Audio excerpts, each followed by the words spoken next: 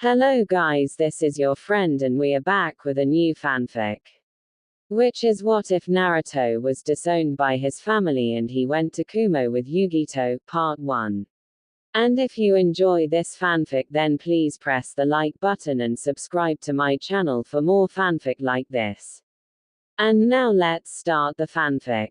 In his office in Kumogakure, the Sandaime Reikage was sifting through the endlessly replenishing pile of reports and official documents that it was his reluctantly accepted duty to oversee. The huge man growled low in his throat as he read yet another sheet outlining the supplies Kumo's hospital once again felt they were in dire need of. I swear, he thought to himself as he approved the seemingly trivial list of demands. As soon as A's old enough, I'm stepping down. I'm a warrior for Kami's sake, not a ring secretary. His internal tirade was interrupted by a knock at his office door. Eyes open, he growled, before lifting his gaze as his aforementioned son walked in. A slight smirk spread across his hard face. This was the one part of his job that he actually enjoyed doing. A marched up to his father's desk, briskly, before standing back stiffly at attention and waited for the Reikage to speak. Some other cages, like that bastard Sarutobi, the Sandaime thought to himself, might have enjoyed teasing their soldiers over such attitudes, but the Reikage wasn't one for teasing, and, as such, got straight down to business. Looking her over once, he said, I'm sending a team of Anbu on a recon mission and I want you to accompany them. I was visibly confused by this and, while most would stay quiet, well, he could only hold his tongue for so long before his volatile personality burst through. It did now, in the form of, I don't work Anbu, or recon for that matter. The Sandaime's face hardened at that. You'll do as I tell ya, boy. I need some more muscle on this mission and you're it, ya here. He grumbled. Bristling at this treatment, he glared at his father. Why? He asked. Because, said so, was the reply. Aside at that, no, why do you need some more muscle? This made the old man grin with a sadistic glee as he threw an open Kumo bingo book in front of him. The page showed a picture of a man with shoulder-length shaggy blonde hair, bright blue eyes and sharp features. Beneath the picture were various facts about the man, along with the bounty that the numerous hidden shinobi villages had offered for him. A's eyes widened before a grin identical to his father's spread across his features.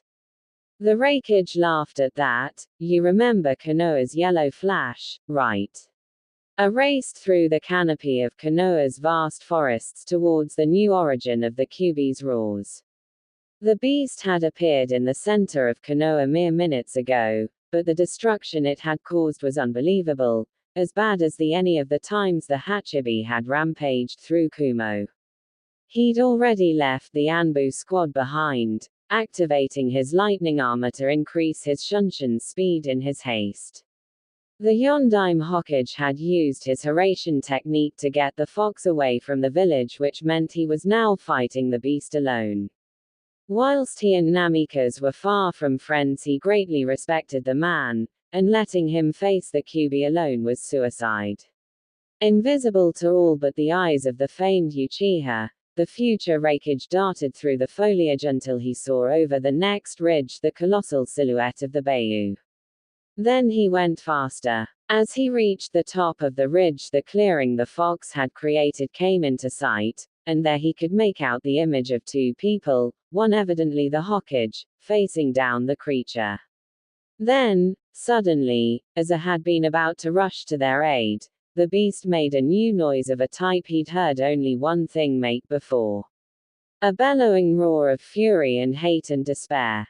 He watched as the Kyuubi's form distorted, strands of red fur being dragged towards the duo on the ground. The strands grew thicker and more numerous, until the entire beast was dragged into whatever they had used for the ceiling. With a smirk, I watched as the two people embraced, before kneeling down to place something on the ground. They stayed like that for a moment, seeming to stare at the ground, before they fell down with a finality that years of combat told her could mean only one thing. With a look of horror on his face, he shunshed down to them, watching as they came into focus. The ever-cheerful face I had come to expect from numerous meetings over peace treaties, still had the same quiet contentment as always, and the beautiful woman beside him, her face marred by tears, was smiling slightly, smiling whilst death embraced her as he had moments before. And there, in between their protectively curled forms, was a small Hokage, wrapped in blankets, his eyes closed, as he wailed against the night. The QB Jinchuriki. Suddenly, as I stood between them, a painful grip snared his right ankle. Looking down, he saw the bright jade eyes of the crimson-haired woman as she glared at him with more strength and power than any warrior had before. His breath caught and a shiver shoot up his spine as he took in her blazing eyes and the mane of flames surrounding her fierce face. She's beautiful, he thought, and then she spoke, her voice resonating in his soul. Protect him. I watched as the strength seemed to leave her. Fresh tears rolled down her face as she turned her head to the boy in the blankets, who he realized now was her son as well. She reached up with her hand to stroke his whiskered cheek, holding her hand there, almost reverently, like this boy was the only thing in the world that could ever matter. And as a sob racked her body, I thought he felt her heart break. Here was her little boy, her son, about to be left alone to shoulder the most unholy of burdens. All alone. More sobs followed the first, and as she turned her fierce face back to him, she said it louder. Protect him. I nodded, barely knowing what he was doing. He would do it. Who wouldn't? Who could not? At his nod, her form lost the tension it had held since she'd grabbed him, and turning her face back to the boy she collapsed again, never taking her eyes off him. She stared for the longest time, and I watched her stare, entranced, horrified, inspired. At last the cries he long since forgotten stopped and the boy settled down to sleep. She smiled then, a very watery smile, her eyes tearing up again as a crushing sadness overtook her. But she had one more thing to do, one more thing she had to say, the most important thing. I love you, Nana. Her last breath. The lights in those beautiful eyes of hers finally left, and I could look away again. He looked at the boy wrapped in the blankets sleeping soundly now, between the two who'd loved him their whole lives, and a few tears of his own seeped through. He didn't allow himself long to cry though, steeling himself, he knelt and took the boy in his arms. Turning away, he used an ordinary shunshin to reach the trees again, where he found his team. They'd only arrived ahead of the Konoha shinobi because they hadn't been involved in the conflict. Looking at them as they took him in, and more importantly the child in his arms, he answered before they had a chance to question him. He's coming with us. Back to Kumo. After a few seconds when nobody objected he said, let's go. After 32 hours of ceaseless travel, the Anbu team were ready to welcome death with open arms. Not because they hadn't eaten or slept or stopped for the last 32 hours, not even because they'd been forced to shunshin most of the way, and not because of their rigorous Anbu training because that had been no help. No, it was because the hellish monstrosity wrapped in blankets in A's arms hadn't stopped crying for the last 32 hours. The boy apparently was opposed to the shunshin technique on a personal level, and had started wailing barely 10 minutes after they left Konoha. When one of them had pointed out, as they had on numerous occasions, that the boy seemed a tad upset about their mode of transport, they had been rewarded with a glare from their leader, who had responded by increasing both the pace and the volume of the boy's cries. Now, however, as they stood at the gates to Kumogakur, it seemed the boy had cried himself hoarse, and settled down to sleep soundly in A's massive arms. It is a testament, really, to the standard of the Kumo ANBU's discipline that none of them responded to this beyond the massive amounts of facial tics and twitches that they failed to hold back. And of course, the glares that promised bloody retribution that they directed towards the small bundle. Taking their leave of their slave-driving Teiku, they went to get some sleep, before getting rubbered to blow off some steam.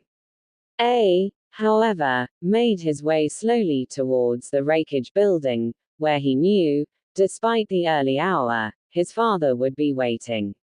He earned many looks as he walked through the streets. People were quite shocked to see the legendary A carrying a child. A few people stopped to ask about the boy, his origins mostly. A responded without hesitation, "He's my brother." To civilians and low-ranking shinobi this meant nothing more than what it seemed. However, to the higher-ranking shinobi this was an obvious code, and they quickly shied away from the boy. A bit back his disgusted rebukes at their elitist behavior that he knew B had been forced to deal with for over a year now, but still, he hated them for it.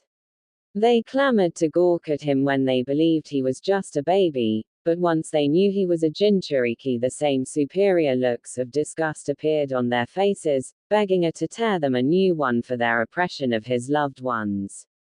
And he loved this boy. Already. He was a part of him, now, as assuredly as if he'd been his own flesh and blood. He was his brother, just as B was, and he wished he could protect him from the hate that would follow him throughout his life. Entering the rakeage building, he told the secretary to inform his father he was coming up. It was a code of theirs. Whilst normally he would just arrive at the door, knock and be let in, if he sent word ahead, it meant he had something major to tell him. Right now his father would be frowning, gnashing his teeth and thinking, "Gah, what's the little bastard got himself into this time, eh?" A smirked at the thought. He certainly wouldn't be expecting this. "Hey, Dad, guess what? I got you a new son." The old hardass would be overjoyed. Chuckling slightly and being careful not to joist the baby, A knocked on the door to the rakeage's office. He received the familiar, eyes open, before he stepped into the room. As his son walked into the room with a child in his arms, the rakeage's mind went blank. He stared agape from the boy to A's smirking face and back to the boy again for a few seconds before he burst out laughing. Great bellows shook his form, like rock falling on rocks, echoing down the halls. A closed the door on the shocked faces of many shinobi, who come to see what had caused this horrifying phenomenon before turning back to the shaking mass that was his father.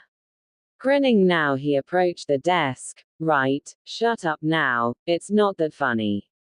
The rakeage looked up, his eyes filled with mirth as he struggled to speak around his laughter.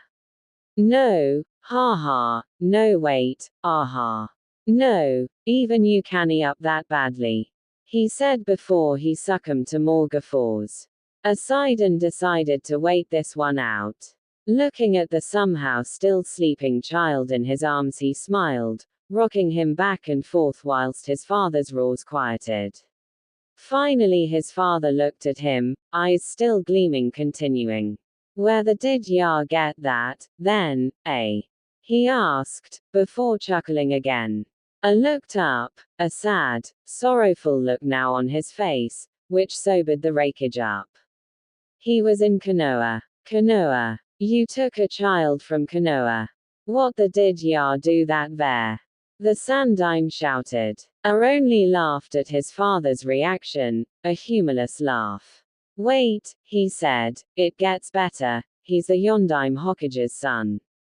At this the Sandaime Hokage stood, leaned over his desk to look her right in the eye, potent rage plain on his face as he grumbled, "Low and dangerous, you'd better have a bloody fantastic explanation for why you kidnapped the Yondaime in Hokage's son." Smiled again without humor, and looked down at the boy wrapped in blankets held securely in his arms. He continued to gaze at the boy as he continued, "I'm still not done, you know. He's also," Hira looked his father straight in the eye, "the Kyubi Jinchuriki, and an orphan." The Sandaime Reikage was an old man. He'd fought in all three of the great shinobi wars, but even so, that last sentence held a little too much weight for him. The Yondaime Hokage, dead. His son a Jinchuriki. His Jinchuriki son in Kumo, in his son's arms. The Reikage fell back into his chair and for once gestured for it to do the same. "Tell me what happened." Soa did, from the Kyubi's spontaneous appearance in the center of Konohagakure, to the Yondaimes rationing it away from the village to the beast being sealed in the boy now wrapped in blankets, held closely in his arms. Finally, he told him about the boy's mother, her last wish. At this point the boy stirred in his sleep, made a quiet noise, but did not wake. The whole time the Reikage listened intently, adding a question here and there to get a better picture of the events. "Are you sure he's a Jinchuriki then?" he asked when it was done. Slowly unwrapped the blankets to reveal the spiral seal on the boy's abdomen, right above his core. The Reikage sighed and fell back into his chair. So, Minato Namikaze's dead. There was none of the glee you might expect when a man discovers an old enemy's died. They'd both grown to know Minato since the peace was made, both learned what a charismatic, charming, likable person he was. I looked out the window over Kumogakure, the voice of the unknown Konoha Kunoiki echoing through time, still resonating in his mind. "Protect him. Will you adopt him?" he asked his father. The Reikage looked up from his own reflections, before looking at the sleeping boy in A's arms. His face softened then as the boy turned in his sleep. I will," he said. He walked around the desk then, and motioned to take the boy from A. Wrapping the blankets tighter around him, A gave the boy to his father, their father. The Sandaime Reikage smiled down at his newest son as he moved in his sleep. The first hours of his life had been tumultuous, terrifying, yet here he was, sound asleep, not a care in the world. Good, thought the Reikage humorously, doesn't scare easy. Make for a good shinobi he will. Like his fathers. Thinking of Minato brought another question to the Reikage's mind. Turning to face her he asked, "She didn't give a name, did she?" The mother shook his head. "No, she tried to, I think, but all I know is it begins with N." The Reikage beamed at that. "An was wrong with that. N. Good, strong, simple, easy to remember. N." He looked down at the boy in his arms again. "Fits too, with Namikaze I mean. N will do just fine for him." Smirked at that. "Easy to remember, is that where they all come from? Lazy old." Just then the door to the office flew open and in walked a 6-year-old B, shades and a smile in place as always. "Pops, yo, big bro. What's up?" "No." The Reikage laughed aloud at that. B's rapping always entertained him. "Yo, B, come here and say hello to your little brother, N." Without missing a beat, B sauntered through the office up to the boy in blankets and stuck his fist in front of him. "Yo, what's up little bro, N, like for Nitro." The Reikage's laughs at the impromptu nickname could be heard all through the Reikage building, and by the next day, everyone knew of the Sandaime Reikage's third son, the Kyubi Jinchuriki, N of Kumo. 6 years later, the village hidden in the clouds while more militaristic than its fellow great nations was in a peaceful mood at the moment. The civilians walked around chatting and gossiping on the things going on in their lives. The shinobi bustled around, the genin doing jobs for the village while one unlucky team was trying with no success to capture the wife of the lightning daimyo's cat Shishi. Apparently she had a sister in the leaf village, which scared many genin teams of ever thinking that the demon cat had a sibling and that she could have kittens with its demonic attitude. The Chunin were leaving and returning to the village from their missions or just training, and the Junin were teaching the genin or heading for missions. The village hidden in the clouds was happy with the peaceful atmosphere, but all good things come with an end, as there was a roar of N. People turned to the noise and saw a blonde blur run past them at the speeds the yellow flash would have been proud of. The one he was running from was none other than Raikage. When everyone saw him, it took a lot of willpower to not laugh at the cage. The Raikage was a tall and broad man with dark skin and had yellowish hair, but now his hair was bright green and he had clown makeup all over his face. Right now he was chasing the blonde menace known as Son of the Raikage, the Jinchuriki of the Kyuubi, and also known prankster of Kumo. He even had a nickname from his many pranks. He was known as the Orange Shadow because he could even outrun and hide from storm ninjas in bright orange. Said blonde was now currently ducking through the crowds until he felt like he was safe. Looked around and seeing that his father was nowhere in sight, he slowed down to a jog with a big grin on his eye, got away. Then he heard a shout, elbow slam, and felt an elbow hit him on the head, knocking him to the ground. Looked up and saw with horror his father with a menacing aura around him, though the moment was kind of ruined with his clown makeup and green hair. Hey to-san, he managed weakly while rubbing his rather large bump. His father glared at him. What gave you the idea to prank me like this? Grinned at him. Well, Annie said that I couldn't prank you because you're a super shinobi and could never be pranked, and I told him that I could, and if I couldn't then me and Beanie would stop rapping in front of him for a week, and if I won he would teach me a super cool lightning jutsu. Raisin couldn't help but smile at his son. He was only 6 but already had the chakra reserves of a low chunin, and thanks to the Kyuubi he had ungodly stamina. He was like a sponge when it came to ninjutsu and taijutsu, and already had great skill in kenjutsu, not to mention he had a accelerated healing rate. Thinking of the Kyuubi, Raisin frowned, knowing how the villagers disliked both B and N for what they contain. With B, people kept thinking that one day the Hachibi was going to gain control and go on a rampage like so many hosts before, and the same went for N, but they feared him more since he held the strongest of the Bu in him. Stupid fools, he thought, they should know that they are the ones stopping their beasts from attacking the village. In a way they are heroes but are treated like outcasts. Raisin was a smart man. He wouldn't be Raikage for just pure power. He knew that a Jinchuriki wasn't the demon they contained. It was like a sealing scroll. If you seal a katana in a scroll, does it make the scroll a katana? No, it was just a scroll with a katana inside.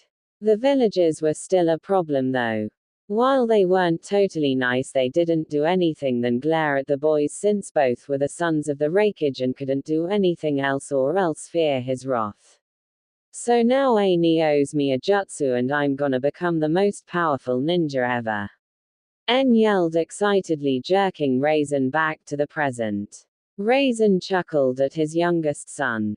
Oh, is that so? Are you going to be going for Raikage when you're big enough to be the size of my arm? Pouted. While he did have a muscular build from his training with his brothers, he was still skinny compared to the rest of them. Both B and A both loved to tease him about it, but it was obvious how much they loved their little brother, or Lil Nine as B says. Raisin smiled. N and his older brothers were inseparable. N looked up to both of them, though he acts more like B than A. Heck, he and B would sometimes rap together if only to get on A's nerves. N did act like her in some parts. Sometimes he thinks that the door is too much of a hassle to get to and would rather jump through a wall or a window. The first time N did that, I was so happy that someone finally understood why. wall and window exits are more awesome, and just walking through a door is just too troublesome. With B, he and N could be twins if they didn't look the same. Both shared the burden of being a Jinchuriki, but that didn't stop them from being fun. It was both B's and N's dream to have full control of their beasts and become the village protectors and to be treated with respect. They were always smiling, and sometimes with N rapping. A thanked Kami every day that N didn't rap as much as B did. Right now N and B were working on some sort of project together, and they wouldn't tell anyone what it was, which meant something since they would usually yell out to the heavens about what they were doing. Raisin looked over their village as the sun set. He couldn't help but look at the beauty of the sun setting in the monstrous mountains around the village. N, let's go home, and you're still not off the hook for doing this to me. Tomorrow you're going to run down the mountain and up again with no chakra, he called. Ah, Dad, N complained. Two figures walked through the village hidden in the clouds. A small wind gusted with the bitter cold of the mountains, their cloaks flapped in the breeze. It was hard to see in the dark, but one could see a faint imitation of clouds on the cloak. The two figures continued to walk for several minutes until they stopped by Training Field 77, which was located by a small mountain with a waterfall on the top that would form a pool at the bottom. The smaller of the two spoke to the other one in whisper, "Are you sure this place is good?" The larger one nodded and in a serious voice spoke, "Yes, this is a perfect spot for our plan. No one would suspect this place. It's out of the way, few cloud shinobi come here, so we won't be detected." The smaller of the two, which were now identified as males from their voices, spoke to his partner. "All right, the scroll said that the chamber is in the mountain and the entrance is in the pool. Let's hurry, we can't be discovered." The two males then jumped into the water, which was freezing as they were in the mountains. The two sucked it though. The larger one focused chakra to his palm, making the pool light up airily, allowing them to see through the murky water. After a minute of searching, they found an entrance near the base of the mountain that went straight up. The two swam up until they arrived at a dark cavern. They got out of the pool of water with the larger one still focusing chakra to his palm. They used a simple jutsu to dry themselves off. The chamber was old and clearly hadn't been used in decades. There were cobwebs everywhere and stalagmites and stalactites fused together. In case you don't know, that can take centuries depending on the size. As they looked around in interest, the smaller one nudged his friend as they saw a small tunnel in the far corner. The larger one went through it first since he held the light source, the smaller closely following behind him, tensed as though expecting a trap or ambush. The two males walked in silence, both in deep thought of what would happen if the scroll was right and what they had always dreamed of was going to be found in a few minutes. Soon they reached the end of the tunnel and into a small cavern with multiple tunnels leading out of the cavern. The taller one stopped abruptly, causing the smaller one to bump into him. He was about to complain before he saw what made his friend stop. There in front of them stood a pedestal, and on it was a scroll with a snarling demon on it. The two cloaked figures slowly approached the pedestal and just stopped and stared at the scroll that held their future, their dreams, and their hopes. At the same time, the two cloaked figures reached to their hoods that had left their faces in the shadows. At the same time they took it off, and if anyone else were there they would have seen their faces. One had sun-colored blonde hair that came down to his chin. He had cheerful bright blue eyes. The most remarkable thing were his 3 whisker marks on each cheek. The other had dark skin and whitish-yellowish hair. The boy wore dark goggles and had a kumo hayate around his head. Both boys were wearing dark gray cloaks with white clouds. "Ha! I bet you thought it was Akatsuki. I'm sorry I had to mess with you guys." The blonde spoke first after minutes of just staring at the scroll before he spoke in a wonderstruck and serious voice that few people would think that a 6-year-old could make. Beanie, do you think this is true? Is that scroll really what could achieve our dream? I think so, lil bro. B spoke in a serious voice without even in rap, which showed the seriousness of the situation. As the two approached the scroll, they remembered the day that they had found the cave that held the location to this place, where a scroll could be found to help control your view. Flashback 2 months ago. B and N were running through the woods surrounding the village. They were playing ninja, well N was, since B had been made a genin 2 weeks ago. His height was worn proudly on his forehead. But B didn't care because he loved to play with his little brother. Since they both were Jinchuriki and brothers, they knew that they should stick together. As fate would happen, N was running from his brother with a grin on his face. He looked around and saw a clearing ahead, so he decided to land there and have a taijutsu battle with his brother. As he landed on the ground, he swore he felt the ground crick under him, but he decided that it was nothing. All of a sudden B punched him and N flew a few feet away from him. N grinned at B, but before he could speak he heard a crack. He looked down and watched in horror as the ground beneath him fell away, leaving him hanging in the air for a moment before plummeting. N landed with a thud as his head started to sway. He dimly heard B yelling, but he couldn't hear that much as his head was swimming from the impact. Soon B jumped down carefully and checked to see if his brother needed help. When he knew N would be fine, he looked around and saw a tunnel on the opposite side of the wall. Looking behind him, he saw another tunnel that would have connected to the other tunnel. Now, being naturally curious people, both N and B headed in the tunnel. They walked for several minutes, but with B's fire hand they could see. They soon entered a room. Both couldn't help but gasp at the room. On the walls were tiles of all the tailed beasts, from the one-tailed raccoon to the nine-tailed fox, but what really interested them was the humans next to each one, and they seemed to be surrounded by a shroud of red chakra, but they seemed to be in control of it. The two boys then noticed a scroll sitting on a pedestal. B walked over to it and started to read it. N noticed how his brother's eyebrows rose and he dropped the scroll in shock. Beanie, what is it? N questioned, but B just stood there staring at the scroll that lay on the floor. Rolling his eyes at his brother, he took the scroll and started to read it. Jinchuriki have always been feared for what they contained of ever being released. But now me and my fellow Jinchuriki have found a way to control our view and use its power to the maximum without losing control. Though we ourselves have never had full control, we have still been able to do full view mode for 30 minutes. If you are reading this, then you have found this cave. As you can see from the walls, this shows the 9 Jinchuriki that found a way to control their beasts. We kept how we were able to control them a secret. We didn't want anyone to find out and track us down. If you are reading this, then either I or my brothers or sisters have fallen and our view taken and stored in you.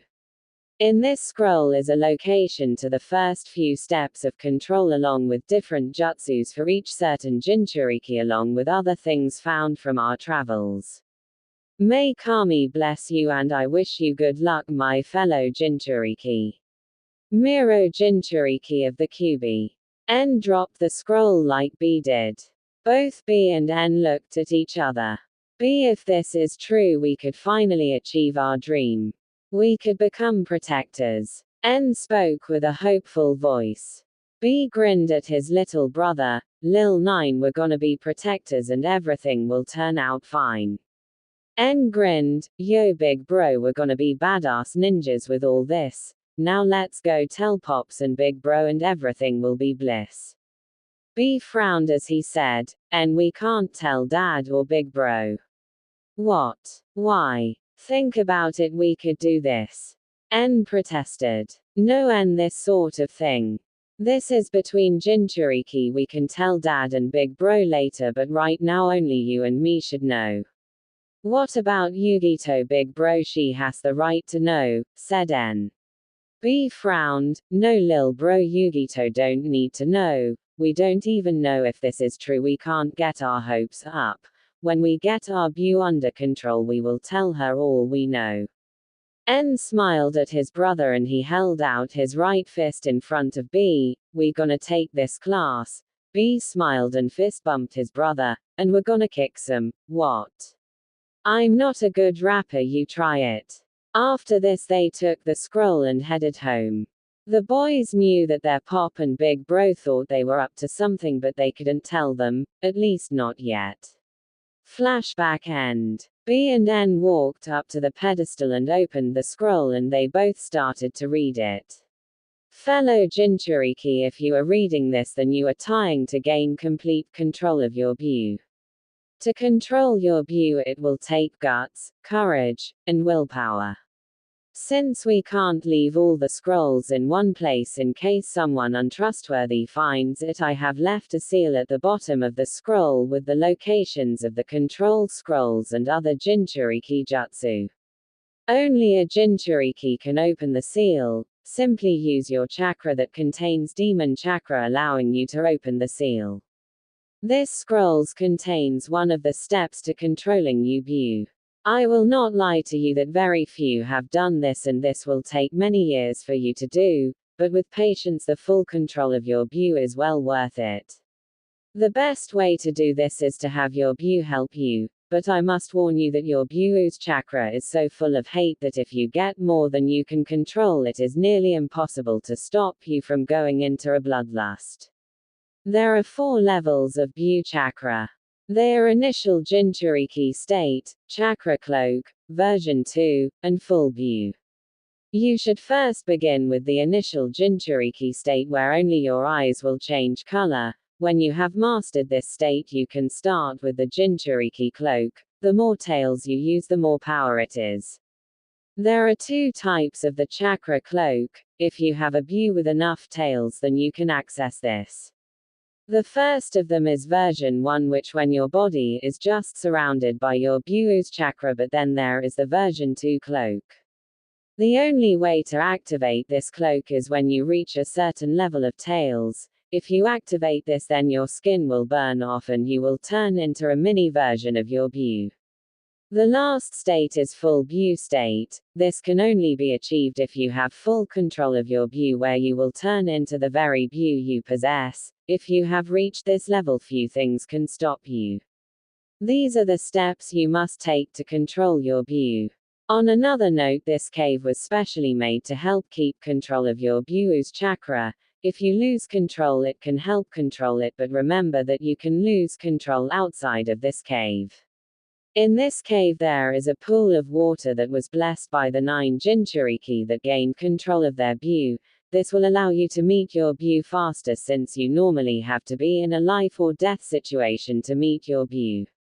Also, in the tunnels around the cavern, each lead into a room with the jutsu of the Jinchuriki. Also are other techniques found during our travels. May you use your power well, and I hope that you shall succeed. Rito Jinchuriki of the 6 Tails.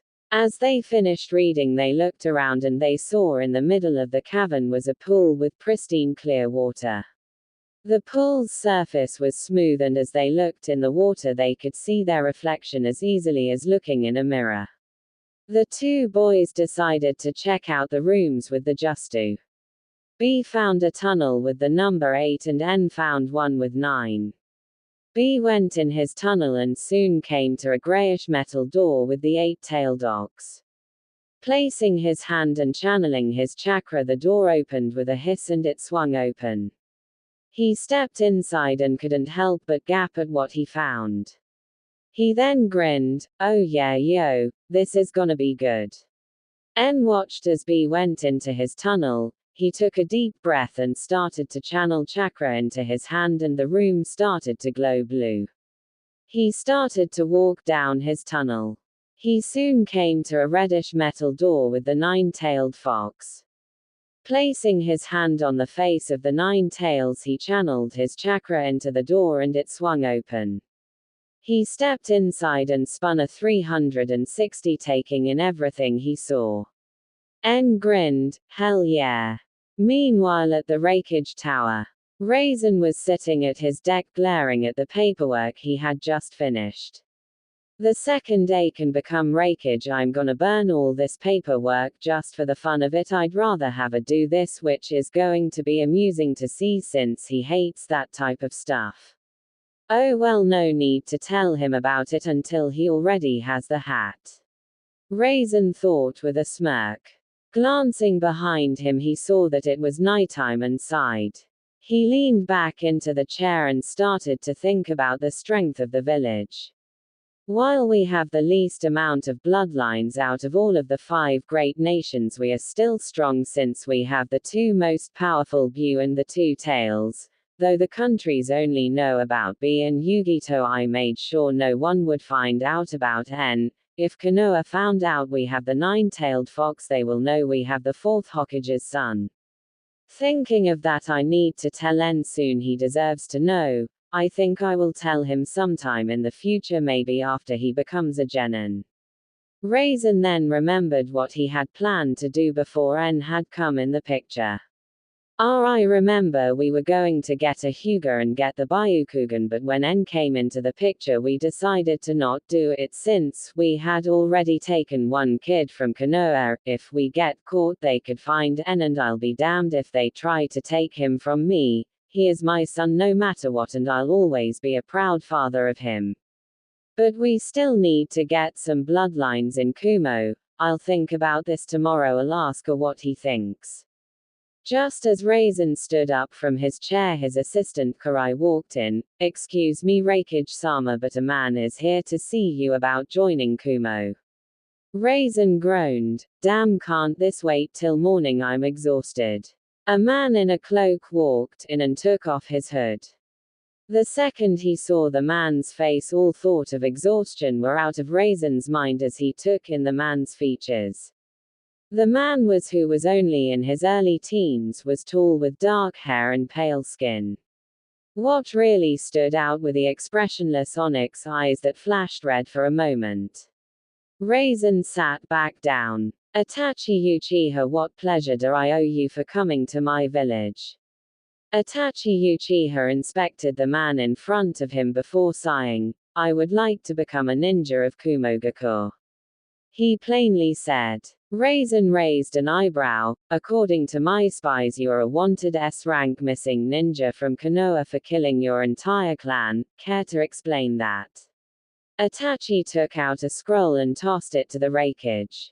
The man caught it, and when he finished reading he looked up in shock. You mean to tell me that the Uchiha clan was planning a coup and you were ordered to eliminate your clan by orders of the council? He asked, shocked by these current events. Itachi nodded. Since I couldn't say this to the Leaf Village or else the Uchihas would forever be known as traitors, I asked the Hokage if he could write a scroll containing the information of what happened so I can join another village without being killed on sight. Raisin nodded. Why do you want to join Kumogakur? Since Konoha is in an alliance with Suna, I couldn't go there without being arrested. Or I would be killed on sight since I am from Konoha, and Kiri is in a bloodline civil war since I possess the Sharingan. I doubt that would be a smart move for me. Kumo was the only opinion since you are in neither an alliance nor in a civil war. Not to mention I possess a Keki Genkai, which is a world-renowned dojutsu. It is common knowledge that you have the lowest amount of bloodlines out of all the 5 nations. Raisin nodded. It made sense, though he was kinda pissed that Kumo having the less bloodlines was common knowledge for people. But how do I know you aren't a loyal ninja of the Leaf? Since you did kill your entire family for the village. The Raikage questioned him suspiciously. Itachi sighed. I was a proud ninja of the Leaf, and I did what was best for the Leaf by killing my clan. But they made me kill innocents that had nothing to do with the coup, old men and women, those that didn't even know of the plot, and children. Just little children, and I was ordered to kill them. Itachi lowered his head with a few tears in his eyes. what the leaf made me do was the last breaking point, so no, I am no longer a loyal ninja of the leaf. Itachi's eyes seemed to darken. I didn't kill the children, but someone else did. Who? Raisin asked him. Itachi shook his head. I have a hint, but I doubt you would believe me if I told you, but I will tell you this right now, he is very powerful. Raisin frowned, wondering who would be that powerful and cold-blooded to kill children. He also took note of what Itachi had said earlier and had to agree with him. Being forced to kill one's family, including innocents, can make even the loyalist of men turn traitor. Obviously he would be put under watch until he earned his trust, of course. The Raikage smiled. Very well, Karai. His assistant came in, Raikage-sama. Raisin smiled at Itachi. We shall continue this tomorrow after I inform the council. Until then you may stay in a guest house until we have decided what to do. Itachi smiled and bowed to the Raikage. Hi Raikage-sama, I will not disappoint you. He made to leave, but the Raikage wanted to know one more thing. Itachi, wait, I want to know something. What do you view a Jinchuriki as? He asked him seriously. Itachi looked confused at the answer but replied, a Jinchuriki is a holder of the byu inside them, but they are not the byu themselves, merely the container.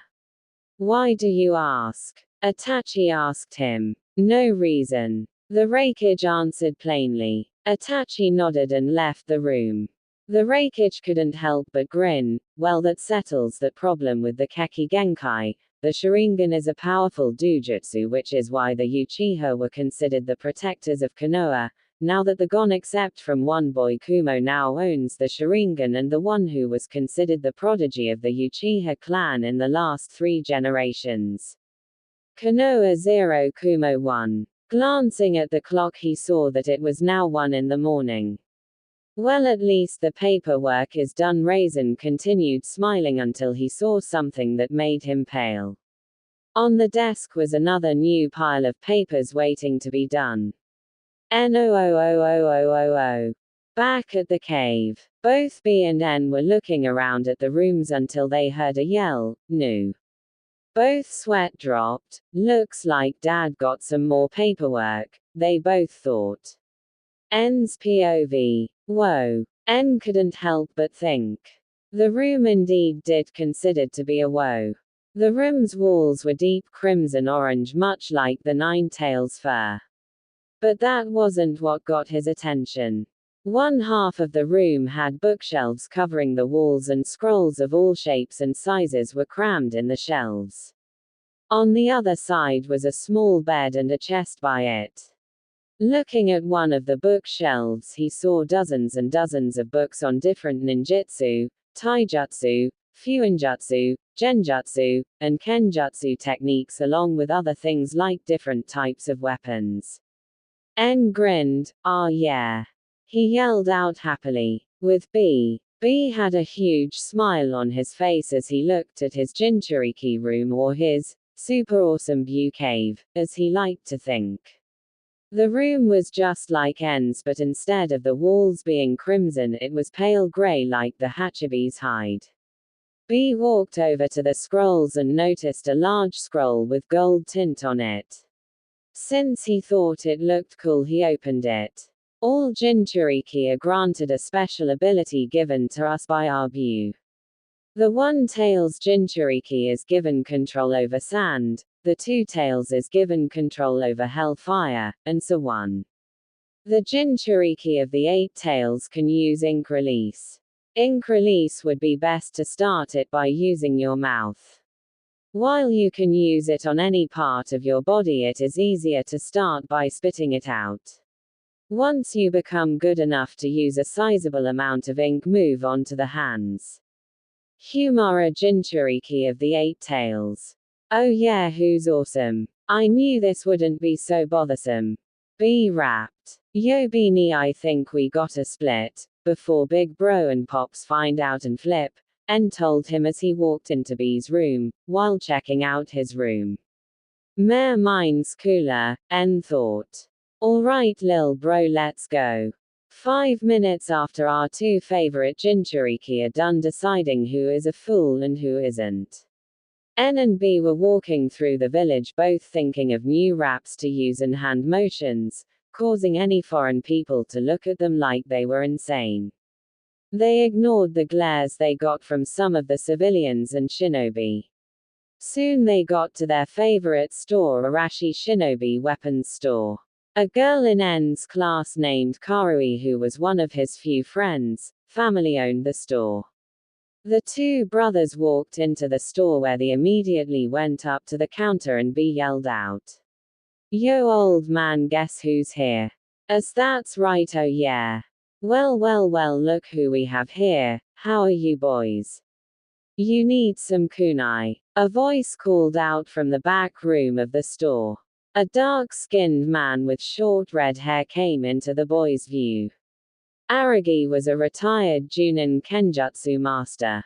He retired after Karui was born because he wanted to be there when she grew up. Even though it's been 6 years since he went on a mission, that doesn't mean he has lost his skill in Kenjutsu. He knew about the boy's idea to wield more than one sword and gave out some advice. He was also one of the few who didn't view the two Jinchuriki as monsters.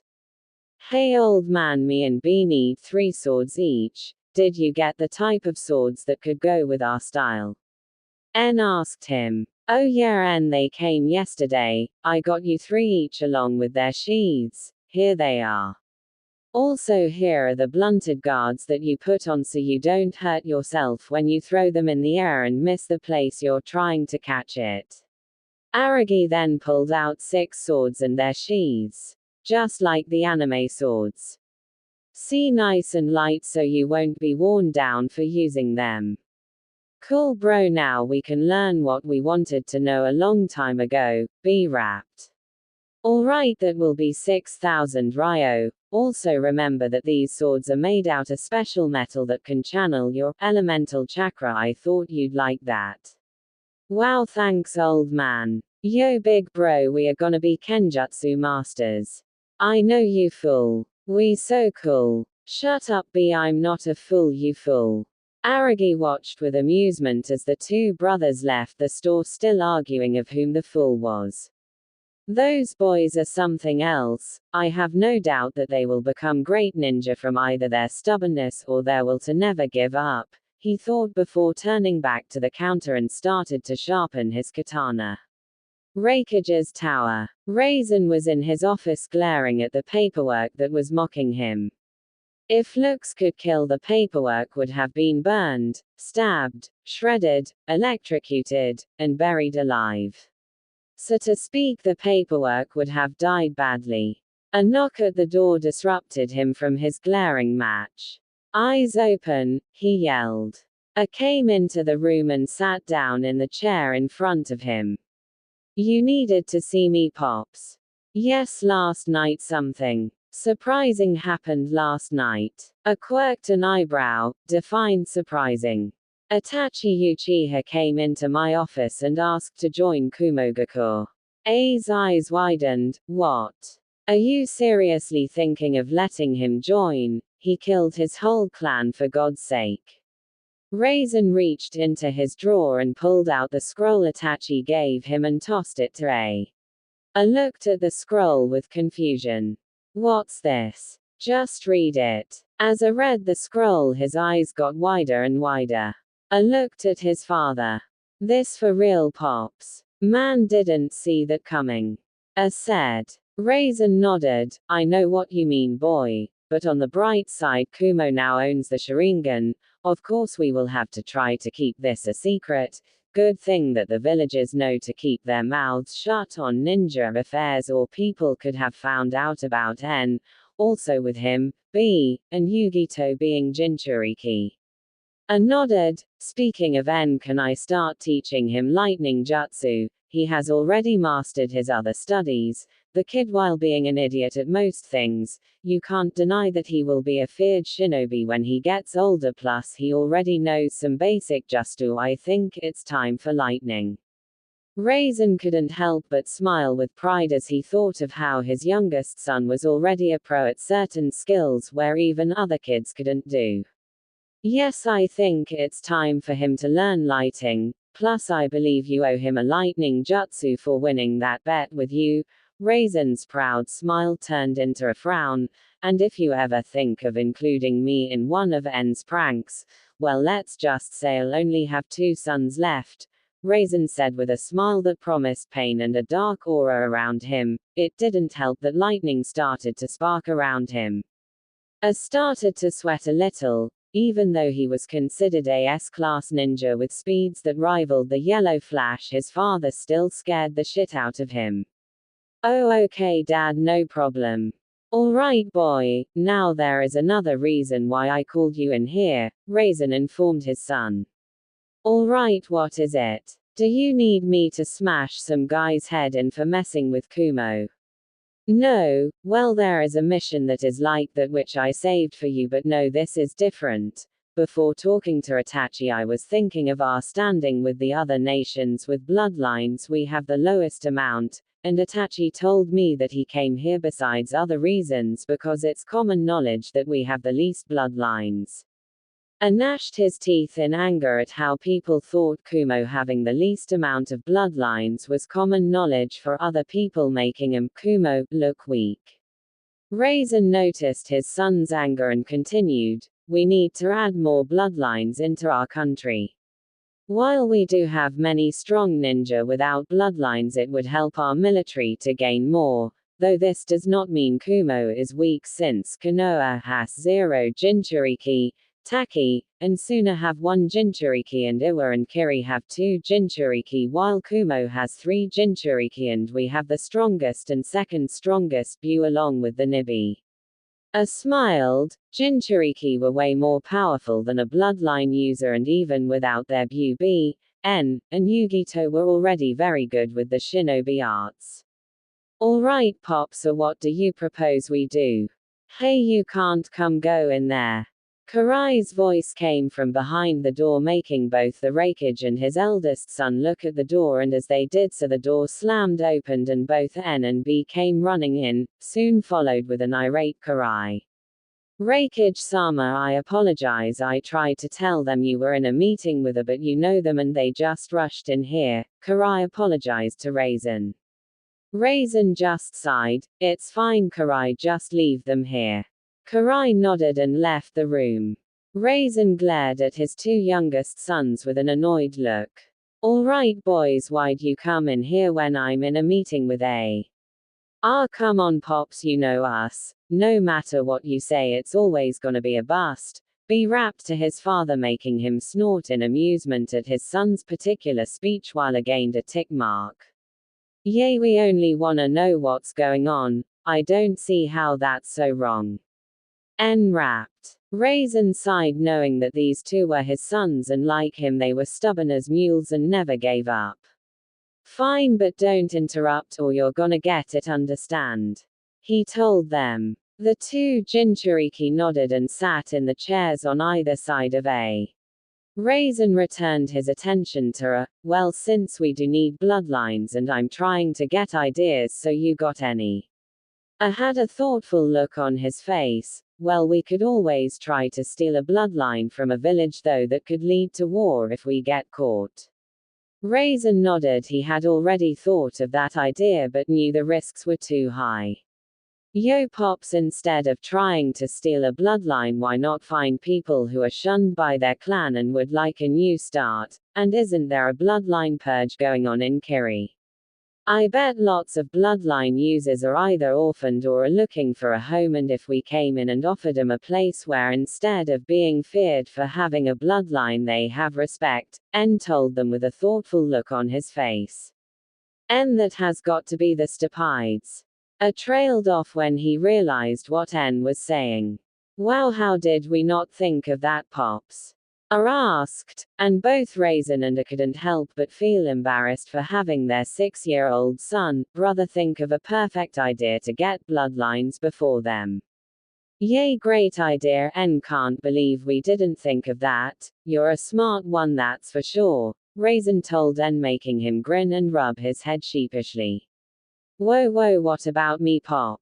B asked with indignation. I looked at his little brother. Yay, what about you? You're the stupidest out of us. Raisin ignored B's indignant yell of, hey, and pondered on what N had told him. Alright, it's settled. I'll send out some teams to infiltrate Kiri to see if we can convince people to join Kumo. I'll also have some teams find the orphan children from the clans since they deserve a good life, Raisin told them. The Raikage turned to his youngest son, N. A and I were talking and we decided that A is going to start to teach you lightning jutsu. N's face lit up. What, really? Awesome. Does that mean I can learn you and A's super badass lightning armor? Man, when I learn that, I'm gonna be so awesome.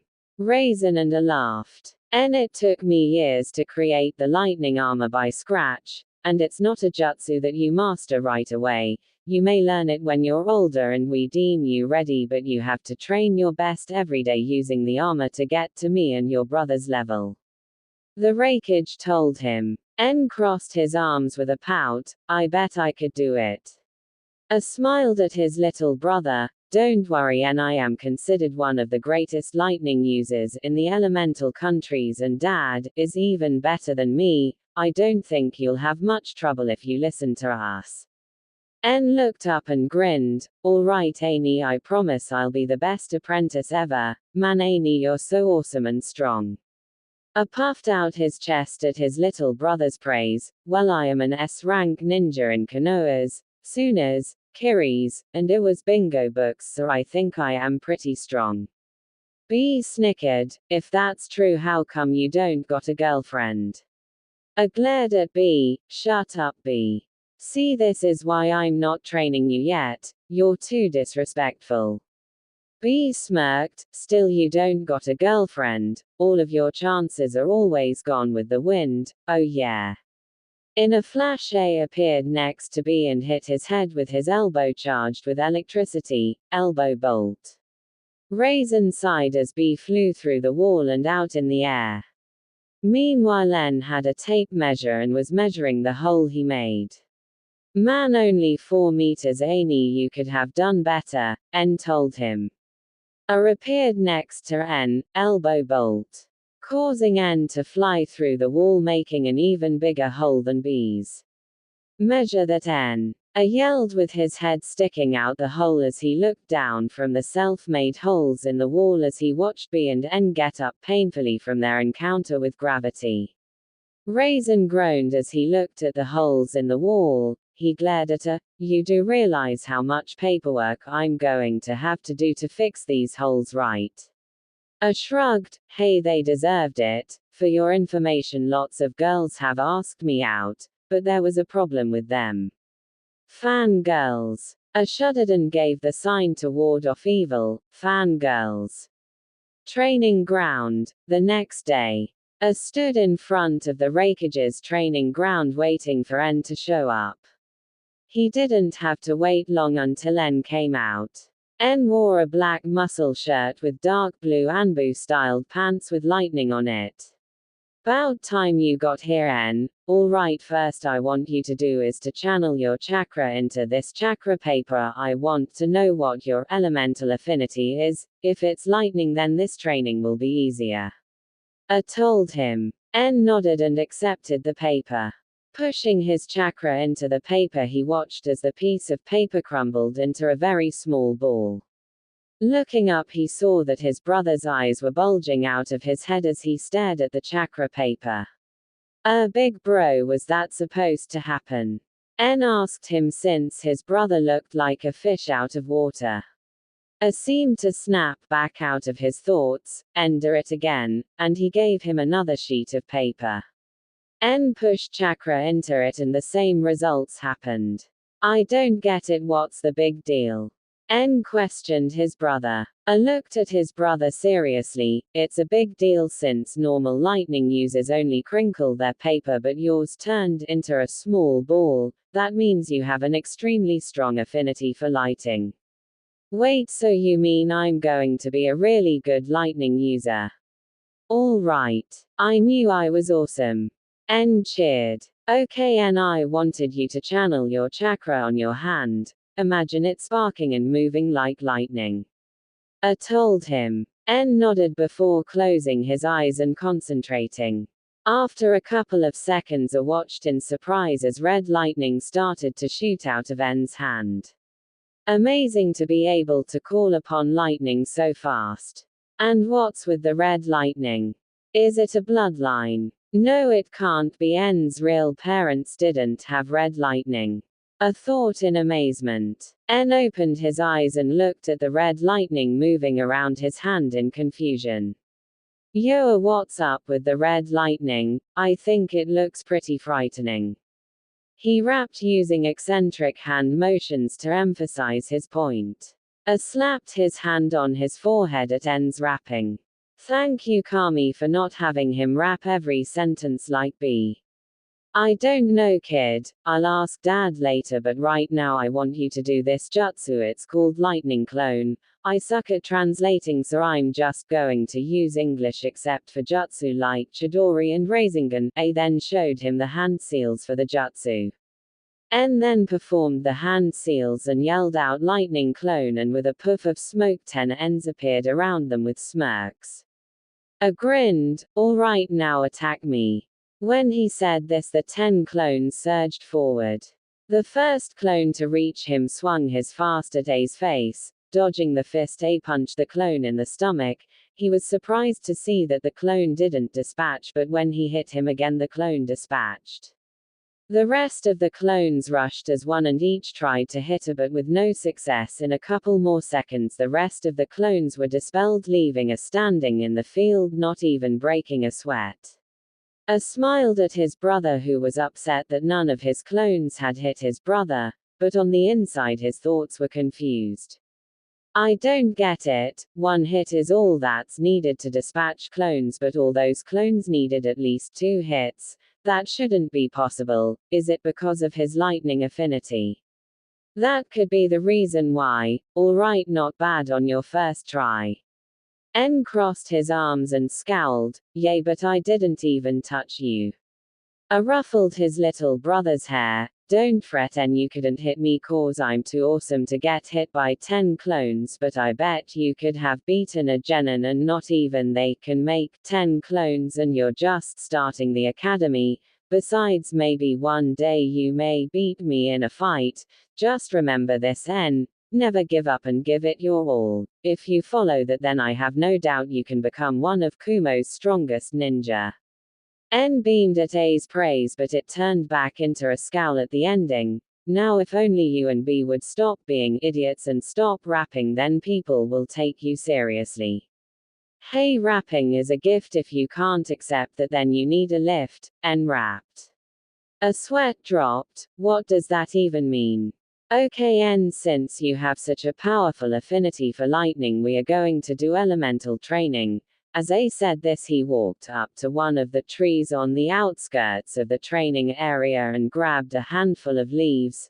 Normally only Junin do this, but since I am a good teacher and your affinity is so strong, we are going to start now. Okay, and I want you try and crinkle this leaf by turning your chakra into lightning. He said this while pushing chakra into one of the leaves, making it crinkle into a small ball. N nodded and grabbed one of the leaves and sat down. Closing his eyes, he focused his chakra and pushed it into the lead. Looking down, he saw the edges of the leaf crinkle a little. N's brow furrowed. Man, this isn't as easy as I thought. After several more tries, the crinkle got a little bigger by a centimeter. Well, it's getting there, he thought happily. 2 hours later, N's eyes were closed in concentration before snapping them open and pumping chakra into the leaf. He watched as the leaf crinkled around the outside, but it wasn't even as crinkled as A's. Man, what am I doing wrong? Okay, N, think, what did you do when I said to call lightning? Imagine your chakra sparking and moving like lightning, so if I do it like this. Doing what he thought with his chakra, he watched as the leaf crinkled, only the very center was still the same. They're like the leaves Naruto uses for wind manipulation, if you're wondering. Yes, I'm doing it. En grinned. Looking up to tell his brother how close he was, he sweat dropped when he saw his brother sleeping at the base of a tree. That jerk, he is supposed to be training me. En then grinned, thinking of a good prank. Very quietly he went to the house and grabbed a bucket full of water and very quietly snuck up to his brother and poured the bucket on A. Woke up with a jolt and saw En laughing on the ground. Gritting his teeth, he stormed over to En, who then realized the danger he was in when he saw A's eyes, which were furious. En held up his hands and backed away slowly with a nervous smile. Hey now bro, it was just a elbow bolt. En was then sent flying across the field. A smiled as he walked over to his brother. Next time En just nudge me, cause if you do that again. A's body started to have lightning surround it, making En pale before nodding, promising he wouldn't do it again. After this happened, En remembered what he wanted to show A. Oh yay Annie, look what I did, I'm almost to the center. En showed A the leaf. A's eyes widened a bit before he grinned at his brother. Wow, and I'm impressed. It takes most Junin weeks to do that and you already got it down in 2 hours. You're gonna be a good lightning user. Maybe when you're older I'll teach you the lightning armor. En's face brightened at the praise and he grinned when he heard that he could learn the lightning armor when he got older. Alright En, I think you deserve to learn a jutsu. This is called lightning bomb. B and En were nervous, which one could not blame them. Tonight was going to change their lives and future because they would be meeting their beau tonight. They didn't know what to expect, but they were determined to have their beasts help them to become Kumo's strongest protectors. Were they scared? Hell yeah, not only because they were meeting their beau, but they were also the most powerful beau. The two Jinchuriki walked tensely through the tunnel, both choosing to be silent and reflecting on their thoughts. All too soon they arrived at the pool. You ready, Lil 9? B asked his brother, who nodded. Alright bro, let's get this show on the road, B said. En smiled at his brother and held out his fist. Let's do it. B smiled and fist bumped his brother. The two brothers faced the pool with determined looks on their faces. They walked on the pool and sat in meditative forms. En's mindscape. Drip, drip, drip. En opened his eyes to find himself in some sort of sewer where water would occasionally leak from the rusty pipes above his head. Wow, this place is a dump. En thought. En turned his head quickly when he heard a noise coming from the hallway. Walking down the hallway, he strained his ears to locate the noise. After a couple minutes of wandering, he found himself in a large room with a gigantic cage the size of a mountain. On the cage's doors there was a piece of paper with the kanji for seal on it.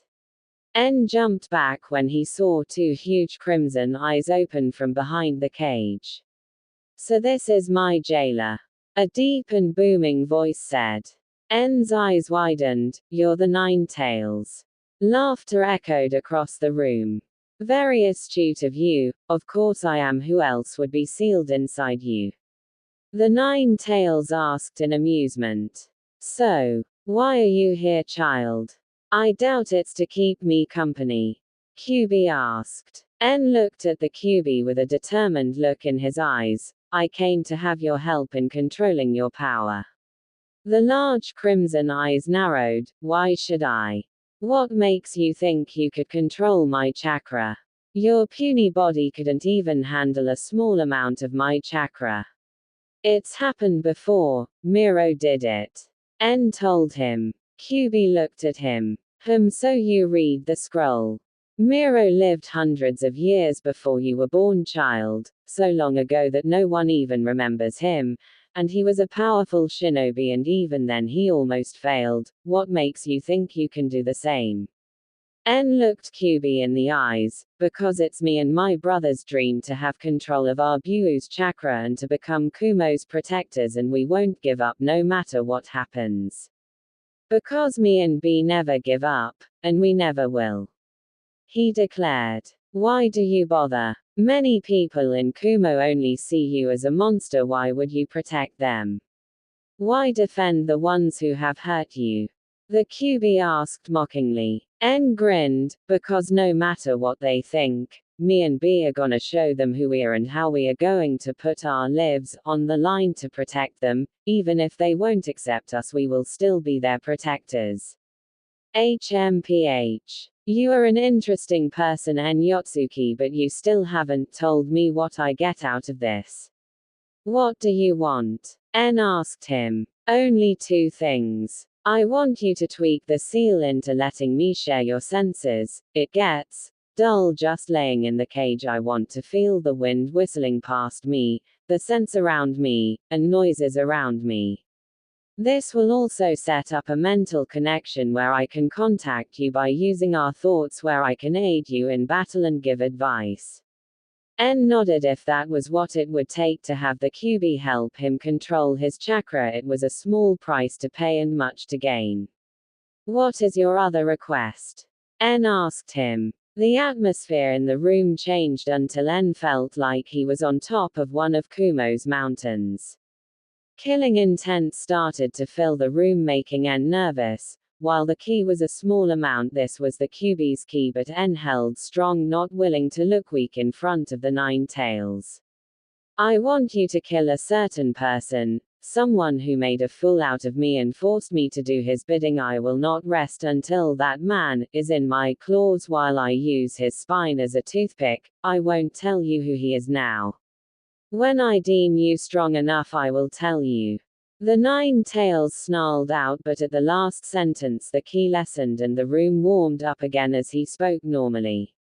N was curious on who this man was that Kyubi would want him to kill him. He was surprised and nervous that a man could take control of the Nine Tails. He knew that this man was not to be underestimated at all. Okay, you have a deal, Kyubi. How do I tweak the seal to let you have my senses? N asked, since he had no idea on how to do such a thing. You need to rip off a piece of the seal. What? Do you think I'm stupid, Kyubi? If I did that, then the whole seal would fall apart and you would be freed. N exclaimed. The Kyubi sweat dropped at N's reaction. Geez, relax, Kit. Even if you ripped up a piece of the seal, there are so many fail-safes and backups that the piece missing won't even weaken the seal at all. N thought it over, since he had seen his seal that was located on his stomach, and it did look a lot more complicated than his older brother's iron seal, which was located on his shoulder, and his dad did say his seal was more powerful, but he never said what kind of seal it was or how it was performed. N decided to trust the fox and walked up to the cage where the piece of paper was located. Kyubi used his powers to lift N up to the seal using the water located in Mindscape. Just as N was about to rip off a piece of the seal, he remembered that he didn't know how much to rip off. Hey, how much should I rip off? 9. I don't want to rip too much off since that won't be very fine, N rapped. The Nine Tails sighed at his host's rap while thinking, this is going to be annoying with his rap. About the size of your thumbnail should do. Be prepared for a little pain since my chakra will flood your system. N nodded and ripped off said amount where red chakra cocooned around him, which brought a burning pain all over his body. He immediately fell off the water platform, twitching in pain. What is this? N thought. The Nine Tails sighed again. Didn't I just tell you, Kit? I said that there would be pain when you ripped off the piece of the seal. N glared at the fox. Well, you could have mentioned that it would hurt a lot. You just said be prepared for a little pain that was a lot of pain. He yelled. Kyubi just grinned at the spiky blonde-haired Jinchuriki. Well, you know the saying, no pain no gain. where N mumbled something about dumb foxes. Soon enough the pain subsided and QB could feel what was going on outside of the mindscape. Alright Kit, since you upheld your side of the bargain, I'll uphold my side. Starting tomorrow night I will be training you in using my chakra and your Jinchuriki abilities. QB told him. N perked up when he heard this and was curious on what his Jinchuriki ability was, since B had told him his abilities but N couldn't find a scroll that told him his. Wow, what are they? N asked excitedly, thinking of all the cool things he could do with his Jinchuriki abilities. QB smirked at his host's enthusiasm. Since I am the strongest Buu, I have two abilities that I pass down to my Jinchuriki. My most powerful one you have already unlocked. Seeing N's confused face, he continued on, your red lightning came from me. You're my second Jinchuriki to unlock this, since my other two never did. But then again, they didn't want to associate themselves with me, so I didn't give it to them. Wait, I thought you haven't been sealed since Miro died, N stated. QB snorted, Kit, I've been sealed in you humans for over 100 years since Miro died. Anyway, your red lightning is much different from regular lightning, since like your brother said you have a much greater control of it, making it much stronger. My lightning is more superior than anyone else's lightning. The lightning is more powerful and more deadly than normal lightning. For example, if you were to use your father's and older brother's lightning armor to your full extent when you master it, you will be more faster than them. It is nearly impossible to pierce the armor since it already has a good defense, and you will have more strength in your attacks. I bet you could surpass them one day, QB told him. N's thoughts were going a million miles per second. This was way cooler than B's ink release and Oxhide, since this could allow him to become even stronger than his pops and big bro, who were some of the world's strongest ninja. Alright, what's the other one? N asked with a grin. You have a faster regeneration than the other Jinchuriki, which means you will heal even faster than your brother and won't have to worry too much on injuries unless it's fatal or you run out of chakra, but since I'm sealed in you, that probably won't happen. QB told him. N couldn't help but grin. Not only does he have a badass strong affinity for lightning where he could surpass his oldest brother and father, but he also had a fast regeneration where the only way he could die in battle was using too much chakra or fatal attacks. Yes, he was very happy right now. Alright, thanks 9, I better go now. I can't let my pops and big bro find out about this yet. Plus I got to go check on B to see if he got Hachibi to help him. If he does, then this is a win-win. N said. QB groaned in annoyance. You're not going to stop with the rapping, are you? He asked dryly. N smirked and crossed his arms. No way, bro, that's just the way I roll. Whatever, Kit, just go and come back tomorrow. I won't go easy on you, I will not have a weak host, got it? Got it. And thanks QB. N closed his eyes and he faded away from the mindscape back to the real world. Maybe this won't be so bad after all, QB thought to himself before drifting off to sleep. Back in the pool, N opened his eyes to find himself sitting on the pool with his brother by him. Glancing over, he noticed that B still seemed to be in his mindscape. N got worried. What if Hachibi wouldn't help? But he banished those thoughts away. This is big bro, there is no way he could fail, N thought with a small smile. B's mindscape. Whoosh, crash, whoosh, crash, whoosh, crash. B opened his eyes and found himself in a dark cave. He could hear waves crashing against rock somewhere in the background. The cave was damp with gritty sand mixed in with dark pebbles. Water leaked from the ceiling, making B wonder if the cave was underwater. Bang! B jerked his head toward the sound that seemed to vibrate around the cave. It sounded as if something large, heavy, and very angry had hit something made of metal. Now any sensible person would have run off in the other direction in fear of whatever was making that noise and wouldn't even dare think of even finding out what was making the noises, much less investigating. But this was B. He took off through the dark tunnels toward the sound, passing through different caves and tunnels, but he seemed to know where he was going. After a couple minutes of running through multiple tunnels, he finally reached a huge cavern that was so tall he couldn't see the top. In front of his way a giant cage made of iron that was locked by a piece of paper that had the kanji for seal. Walking closer, he tried to make out what was before jumping back when he saw a gigantic fist punch the cage, making a loud ringing noise that vibrated all throughout the cavern. B looked closer and saw the 8-tailed octopus bull in all its glory. Blast this infernal cage. Hachibi punched the cage again, but it held firm.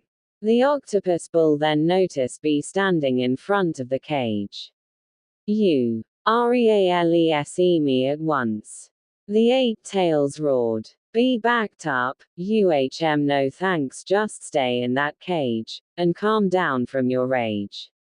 B rapped. Hachibi tried to smash B with his fists, but the iron bars were too close together, not letting him reach the rapping jinchuriki.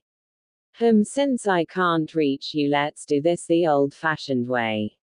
Hachibi said with a smirk, now why don't you come over to this cage and release me? No thanks, that's not a smart thing to do, but I got a thing I need to ask you. B said. Hachibi's eye twitched. What is up with your speaking? Are you an idiot or something? It sounds like crap. B twitched. Oi, it's called rap and it is defiantly not crap. He yelled at the huge beast in front of him. Shut up. Hachibi said. Why are you here, human? I hope it's to release me because I want to get out of here. I came to ask you for help controlling your chakra. B said seriously. Silence reigned in the cave before. That's the funniest thing I've heard in a while. The Hachibi roared in laughter. B glared at him. Hey.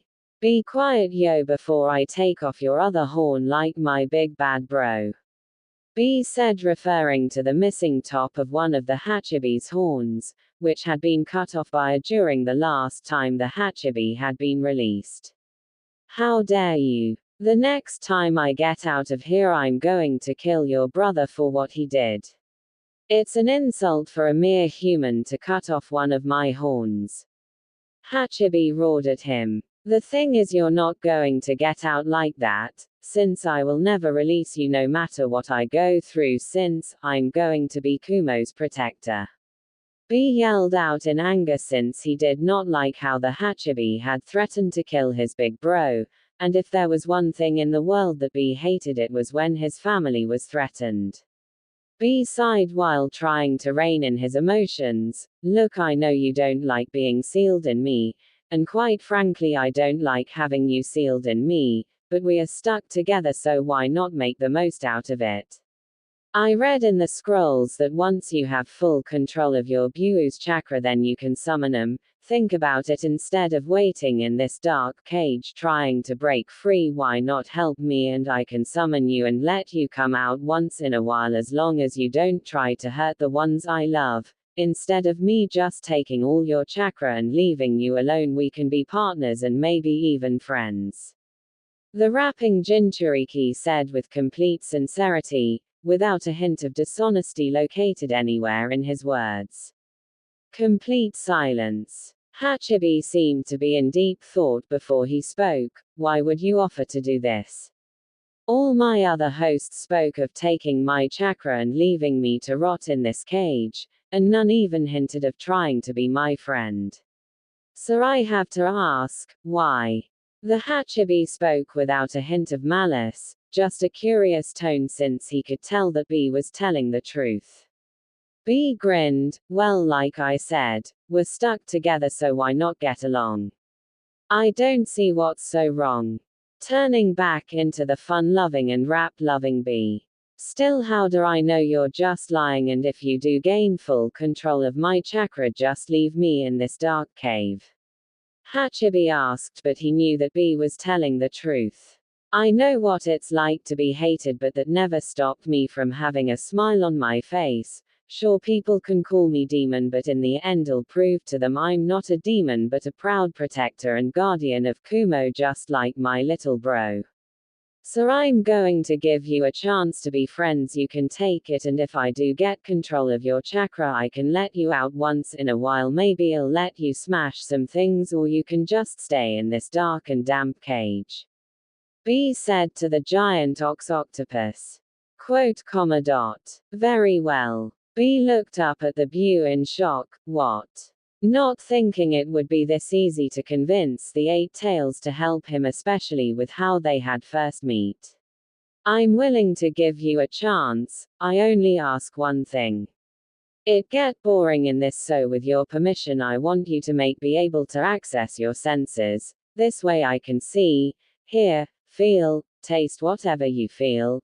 I'll also set up a mental connection where we can talk without you coming in the mindscape. This way I can give advice to you when you're in battle or out of a battle. I can also set this up with your little brother since he has QB in him, and we can talk to them within the contact. I'll also help you with your Jinchuriki abilities. Hachibi spoke with a small smile on his face. B returned the smile. Okay, how do I do that, Ato? Since I really don't know. B rapped. Hachibi sweat dropped at his host's speech pattern. Maybe it isn't a good idea to set up a mental connection, Hachibi thought to himself. Just rip off a piece of the seal the size of your thumbnail. Seeing B's expression, he continued on, don't worry, it won't even make a dent in the seal, it'll just allow me to set up the contact and sensors, and that's it. Hachibi promised. B walked up to the seal. Just as he was about to touch the paper, Hachibi spoke up. There will be a little pain since some of my chakra will flood your chakra system, so prepare yourself. The Hachibi warned. B nodded and ripped off said amount of the seal. Immediately red chakra swelled around him, causing him to cry out in pain as he felt the Hachibi's chakra flood his system. After a minute the pain was gone. After he got his breathing under control, he stood up and glared at the Octobull. You said there would only be a little pain, B accused. Hachibi smirked. Well, you know the saying, no pain no gain. For a second Hachibi and B swore they heard someone sneeze before hearing a voice saying, someone took my line. Before they decided it was just their imagination. Alright Hachi, I got to go and meet with Lil 9 and see if he is doing fine. B said. Hachibi nodded his head. See ya kid, tomorrow night we will start training. And I won't go easy on you. B smiled. What other kind of training is as good as the hard ones? B closed his eyes and concentrated on leaving his mindscape. All of a sudden the sound of waves disappeared, and when he opened his eyes he found himself back in the cave with his little bro looking at him expectantly. So how did it go, big bro? Did he agree to help you get control? N asked, rapt. B grinned his goofy grin. How do you think, Lil 9? Me and Ato are going to do fine. What about you? N grinned his own goofy grin. It went good, big bro. Me and 9 got it under control. Glad to hear. We should probably leave now, lil bro. We can't let people know about this place yet. B told him as they got up to leave. Hey big bro, N spoke as they jumped out of the waterfall before heading off in the direction of home. When can we tell Yugito about what we found?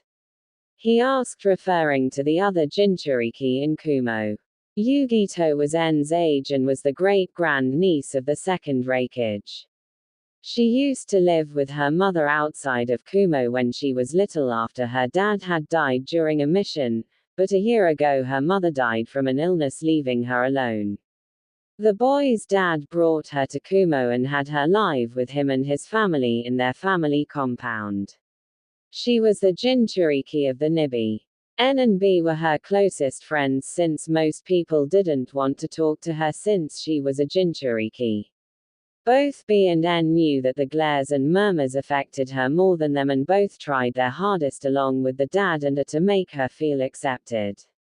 We will bro, but let's tell her when we get our one-tailed state mastered, since she will have to use half of the Nibi's chakra to use a cloak, and I don't know if it will affect her more than it will than us. He explained. N nodded slowly, seeing the wisdom in that, but frowned. I don't like hiding things from her, bro. B grinned at his little brother. Oh Lil 9, you got the hots from Little Miss too. I can see the sparks flyin' from you. He teased while N turned a bright shade of red. Shut up B, I don't like her like that, can't you see? N complained, hoping B would stop teasing him. But then again, this was B and he didn't give up easily. You're turning pretty red, I wonder what stuff you're thinking in your head. B teased him. N just muttered under his breath about big brothers sticking their noses in other people's business. Soon enough, the two rapping Jinchuriki arrived at their home. As they entered the kitchen, they noticed that the clock said 4 a.m. Man, I'm beat, the two boys thought. As the two Jinchuriki went off into their rooms and laid down exhausted before they fell asleep, they couldn't help but give one more content smile. Tonight had gone perfectly, they had their Bu helping them become powerful and gained their friendship. The greatest dream could now become a reality. Tonight was the night where their journey to become legends began. 6 years later, a black blur sped through the streets of Kumogakure heading for the Ninja Academy. Once the academy was in sight, the blur slowed down to show a tall, muscular blonde kid. N had changed a lot over the years. Thanks to his father and brother's training, he was very strong. The past 6 years had been grueling on N, but in the end it was worth it. Like QB had said, with his Crimson Lightning he had very high control over the element. He was so far in his training that his father and older brother had taught him their famous lightning release armor, while he was nowhere near his father's and brother's speed, strength, and skill. It didn't mean he wasn't strong. Without his armor and with his weights on, he was still at least Chunin level in speed, and without his weights and lightning armor he was around Junin speed, which was something he took great pride in. Another thing he took pride in was his skill in Kenjutsu. He and B had done the impossible and had made their own Kenjutsu style, where they used 7 swords located on various body parts, and when they used all their swords, few could keep up with their speed, and unpredictably. N couldn't help but chuckle when he and B had shown her their new Kenjutsu style. He had looked like they had fallen from the sky. His skill in ninjutsu was off the charts thanks to his family and the scrolls he found in the Jinchuriki cave. His genjutsu skill was still suckish, but thanks to being friends with the QB he could get out of genjutsu easily enough by having QB disrupt his chakra. Another major thing that had happened that only 2 other people and 3 Bu knew about was his training in QB's chakra. Right now he could go up to 3 tails without losing control. Thanks to B and Yugito, he didn't have to worry about attacking anyone since the cave was off from the village, and the cave helped hide the chakra, making it near impossible unless you were a highly skilled sensor to notice it, and if either of the Jinchuriki did get out of control, then the other 2 would calm him down. As he walked to the classroom, he stopped in front of a mirror and looked at himself over. N was 5 feet 2, a little on the tall side for boys his age. His bright blonde hair was short and spiked upwards. He had a muscular build thanks to his physical training with A and his father. Although he was only 12, you could still see the muscles under his shirt. N wore a white jacket with red lightning moving around the jacket and a hoodie on the back. He wore black shinobi pants and red ninja sandals. Around his neck were a pair of shades not unlike his brother's, but instead of them being brown they were crimson. He had 7 swords sheathed on his back with their red hilts sticking out, like anime. On his arms he had 2 gold metal wrist guards not unlike his older brother A. A white Kumo forehead protector was worn proudly on his forehead. If you're done preening yourself you should get to class so you can get your genin team and sensei. A familiar voice spoke in his head. Hey Q, you excited? N asked his Bu. I should be the one asking this to you, you have been waiting for this for a while. QB told him. Yay, I know, I'm so pumped now, I hope I just don't have a team that I'll get dumped. N rapped in his head. A sigh could be heard in his head. What does that even mean, Kit? QB asked him. N looked down. What if I get a team and sensei how only see me as the demon brat? N asked in a worried voice. Don't worry, Kit, I don't think your father would do that, and even if that does happen there isn't that much they can do since you're already at Chunin level even if you only graduated yesterday. QB told him. N grinned. Yeah, you're right Q, I shouldn't have to worry about stuff like that. During the time N had been talking to QB he had arrived at his classroom.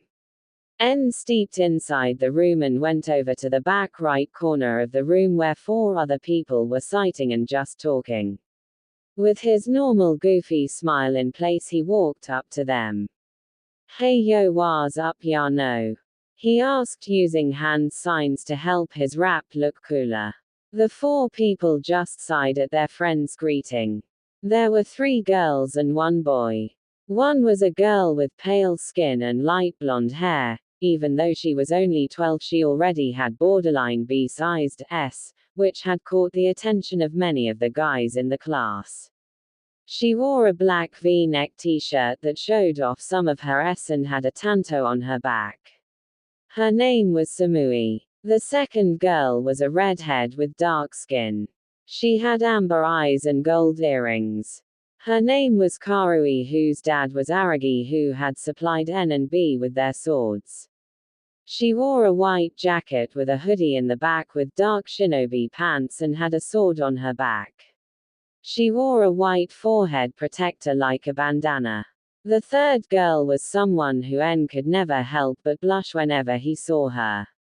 She was fair-skinned and had platinum blonde hair in a ponytail tied with bandages. She wore a tight purple blouse with black pants and a katana on her back. While her S were not as large as Samui's, they were at least a nearing B. Her eyes were sky blue with a cat-like pupil. Her name was Yugito Ni, a fellow Jinchuriki. The boy was dark-skinned like Karui with pure white hair that spiked up much like N's. He was sucking on a lollipop with a thoughtful expression on his face as though he was thinking deeply on something. He had a black forehead protector on his forehead.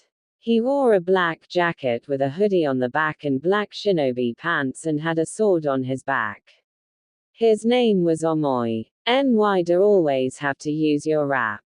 Asked an irritated Karui. Ah, come on Karui, why do you have to be so mean? N pouted.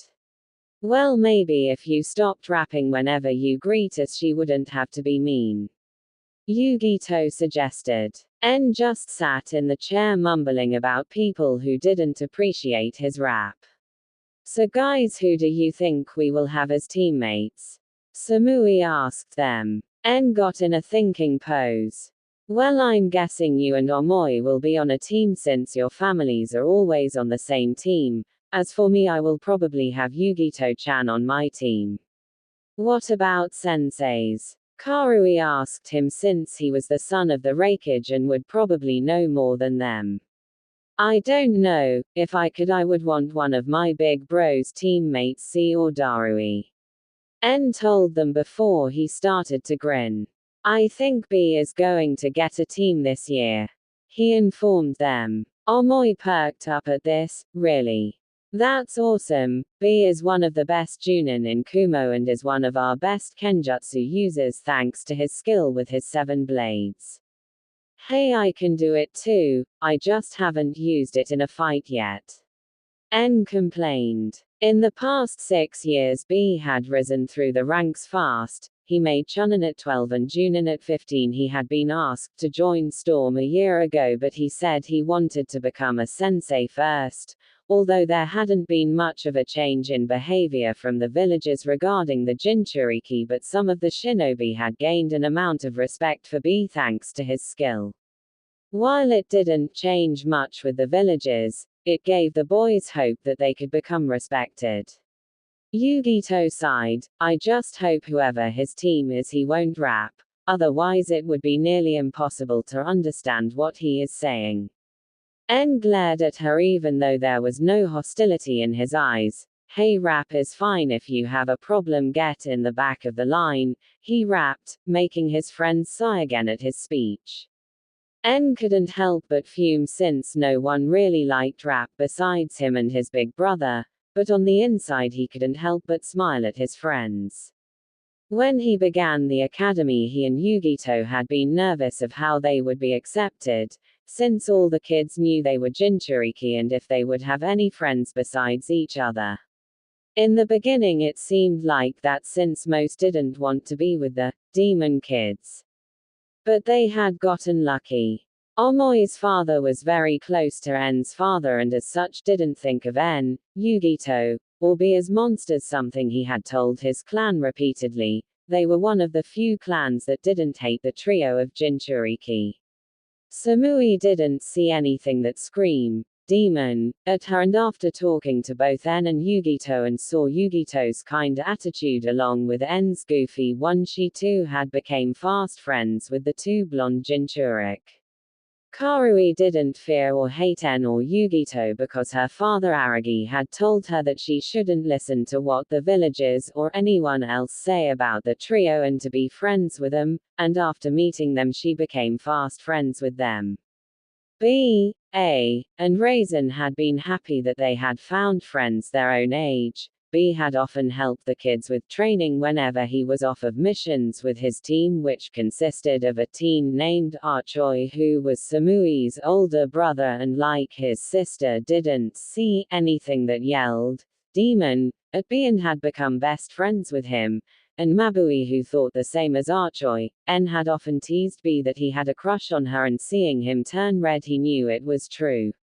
That is true since it is hard to understand what the two of you are saying sometimes, N. Karui said. Before N could reply, probably in rap just to annoy her, their homeroom teacher walked in with a clipboard. All right, shut up and sit down. The instructor yelled and waited for the kids to shut up. Today is the day you will begin your careers as a ninja of Kumo. I cannot tell you how proud I am of you getting this far. From now on we are no longer sensei and student but brothers in arms. Now I will call off the names of your teammates and sensei. The instructor said before listing off the names. After listening for around 5 minutes, N started to doze off but straightened up when he heard, teammate will consist of Omoi, Karui, and Samui. Your sensei is Kiribi, 1, Yotsuki. N gave said people a thumbs up. The 3 genin looked happy to get B as a sensei.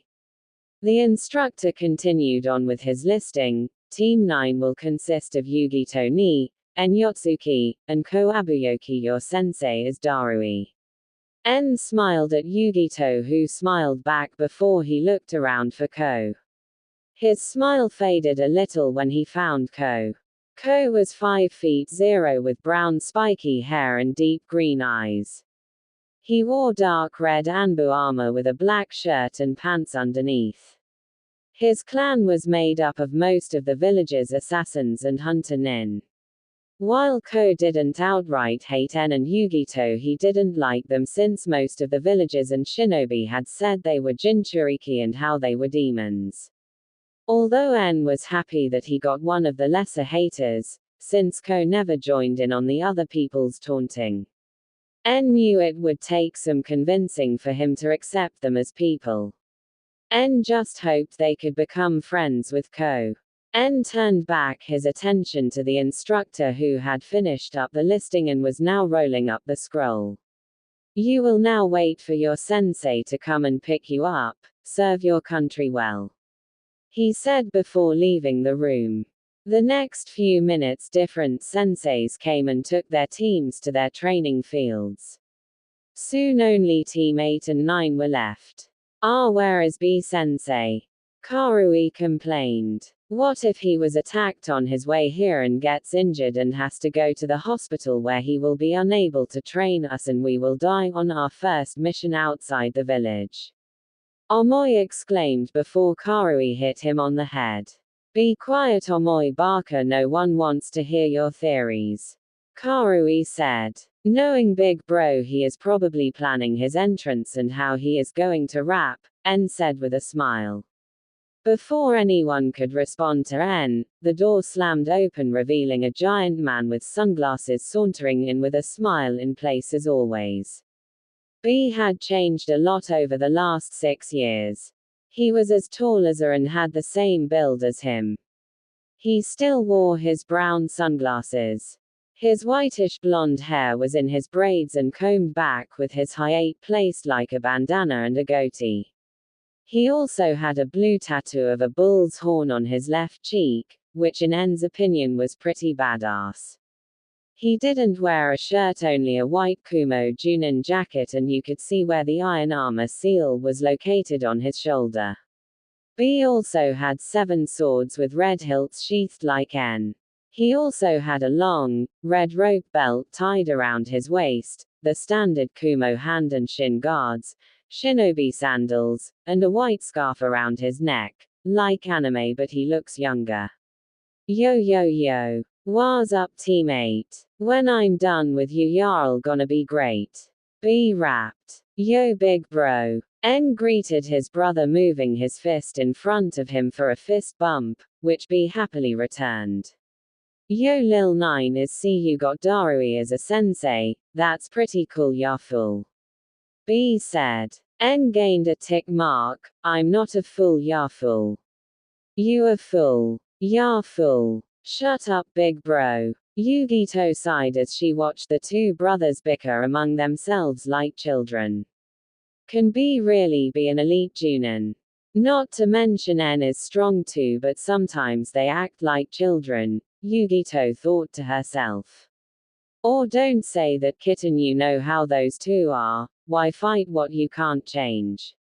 A familiar mature female voice spoke in her head. Oh hey Nibby, Yugito thought to her beau. So kitten excited to be on the same team as your boyfriend? Nibby asked her. Yugito blushed at Nibby's words but managed to hide it before anyone asked why she was blushing. Nibby. For the last time, En-kun is not my boyfriend, she said. Nibby started to giggle. Whatever you say, kitten. I'm just saying, look at how cute he is. When he gets older he will be a hunk. You should tell him you want to talk to him outside, and once you pass a closet push him inside so you can ride his, Nibby. Yugito yelled, mentally failing to suppress the blush at her perverted demon's words. It was so unfair, why out of all the 9 beau did she get the most perverted? I'm offended, kitten, that you would even suspect me of being a pervert, Nibby said in mock hurt. You are one. While this was going on, En noticed Yugito's blush and stepped forward until he was right in front of her with their noses nearly touching and put his hand on her forehead. Are you okay, Yugito-chan? You're really red, but you don't have a fever, so why are you red? He asked, confused, not getting why Yugito got even more red when he touched her and didn't notice they were so close their noses were almost touching. Yes, I'm fine, En-kun, Yugito said, trying to lessen her blush. B watched the 2 other Jinchuriki act around each other with a grin. Oh yay, Lil Miss 2 got the hots for Lil 9, but he doesn't know what is going on. Love can be so cruel, B thought in bad rap. When will you stop that garbage you call rap? Hachibi moaned from his mindscape. Hachibi had started to seriously regret setting up a mental contact with B. How was he supposed to know he even rapped in his thoughts? Oh come on Hachi, I gotta be me, you see. B rapped back. Hachibi banged his head against the cage. Why couldn't your father have sealed me inside a non-rapping human? Hachibi complained. Ah, don't be so mean, Hachi, B said to his view. Over the past 6 years, B had gotten farther ahead in using his Buu's chakra than En and Yugito. He mastered the 4-tailed state and was starting to do the 5-tailed state. It had taken a lot of work to not go in a version 2 since no one could be able to stop him if he lost control. En had wanted to get farther in using his Buu chakra too but had decided not to since he was younger than B and didn't have as much control. Alright Team B. We gonna go to training field 8 Yasi. So let's go. Oh yeah. We. B yelled before jumping out the window, soon followed by his new students, albeit they decided to use the door than the window. En just shook his head in amusement at his brother's parting before turning back to the door, where a fairly tall dark-skinned man walked in. Darui had white shaggy hair, which covered his left eye and wore a high-collared, sleeveless uniform with loose-fitting pants, bandages on the wrists, and a white one-strap Kumo flak jacket. He seemed to have a lazy look to him. All right, you guys are Team 9. Hopefully this won't be dull, Darui told them. Come to training field 9, and with that he left. Yugito and En looked at each other before nodding and headed out of the door with Ko behind them to training field 9, where Darui was waiting for them. Hey Darui, what's up? En asked him. Darui smiled at the exuberant Jinchuriki. I'm doing fine, En. Darui was A's teammate along with C, who learned under En's father the Reikage. He had the Storm release Kekkei Genkai and was able to use Black Lightning like the Reikage. Both him and C didn't see the trio of Jinchuriki as monsters thanks to being teammates with their older brother and taught by their father. Everyone in Kumo knew how protective A was of his little brothers, if anyone called his little brothers demon or anything of the like in front of him. Well, let's just say the last guy who did is still in a hospital eating food through a straw. Darui and C had helped her and the Reikage train B and N and had come to see them as little brothers.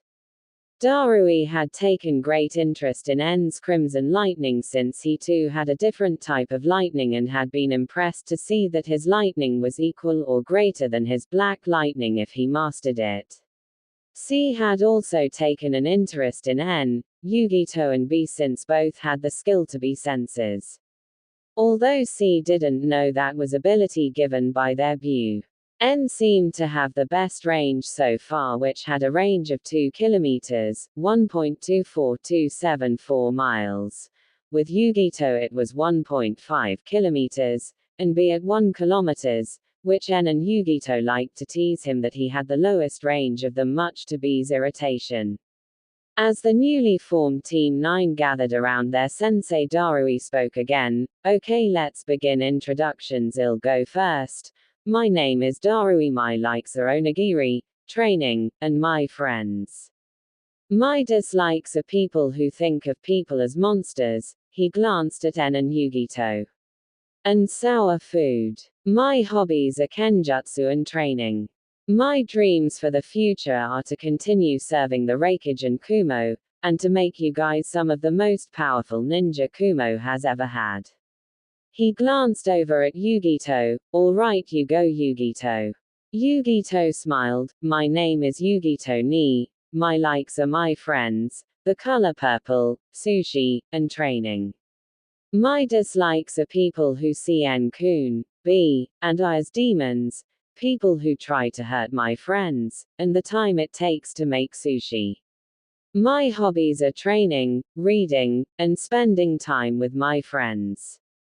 My dream for the future is to become a powerful protector of Kumo and to prove to the people of Kumo that I am not a demon. Darui nodded and turned to En. All right, you next, En. En grinned. My name is En Yotsuki. My likes are my big brothers and my pops the Reikage. Yugito-chan. he said, looking at Darui, and hence did not see Yugito blush. I also like ramen and rap. I dislike people who see Yugito-chan, Beanie, or I as monsters, the 3 minutes it takes to make ramen, and people who dislike my rap. My hobbies are training, making new raps with my big brother B, and pranks. My dreams for the future is to become a powerful protector of Kumo, to master my dad and big bro's lightning release armor, to become a successful rapper, and to become Raikage. Darui turned to Ko, and last but not least Ko. Ko glanced around before shrugging. My name is Ko Abuyoki, my likes are my family, friends, and training. I dislike people who threaten my family. My hobbies are spending time with my family and friends. My dream for the future is to become a respectable clan head. Ko said. Alright, tomorrow we will start doing missions. You 3 are the best of the class and I have high hopes for you guys. We will meet here again at 8 to do training. Now you can go home. I look forward to teaching you. Right now I have to report to the Raikage about our team. Darui told them before walking off. En nudged Yugito to follow him as they got up to leave before calling over his shoulder, Hey Komi and Yugito-chan are gonna get something to eat to celebrate becoming ninja with some of our friends, you wanna come? It'd be good for us to get to know each other. En offered. No thanks En-san, Ko said bluntly and walked away. Yugito sighed, I guess he is one of the haters, she said in a quiet voice. Don't worry Yugito-chan, we'll get him to open up to us. Remember we thought of this before we started the academy and we got Omoi, Karui, and Samui to not see us as monsters. What's not to say about Ko? We just got to be patient. En said optimistically before grabbing her hand and started to drag her toward their favorite place to eat, once again not noticing the blush on Yugito's face. They soon arrived at a small shop located in one of the many mountains of Kumo. The inside of the cave had a homely feeling and En and Yugito could smell food cooking, making their mouths water.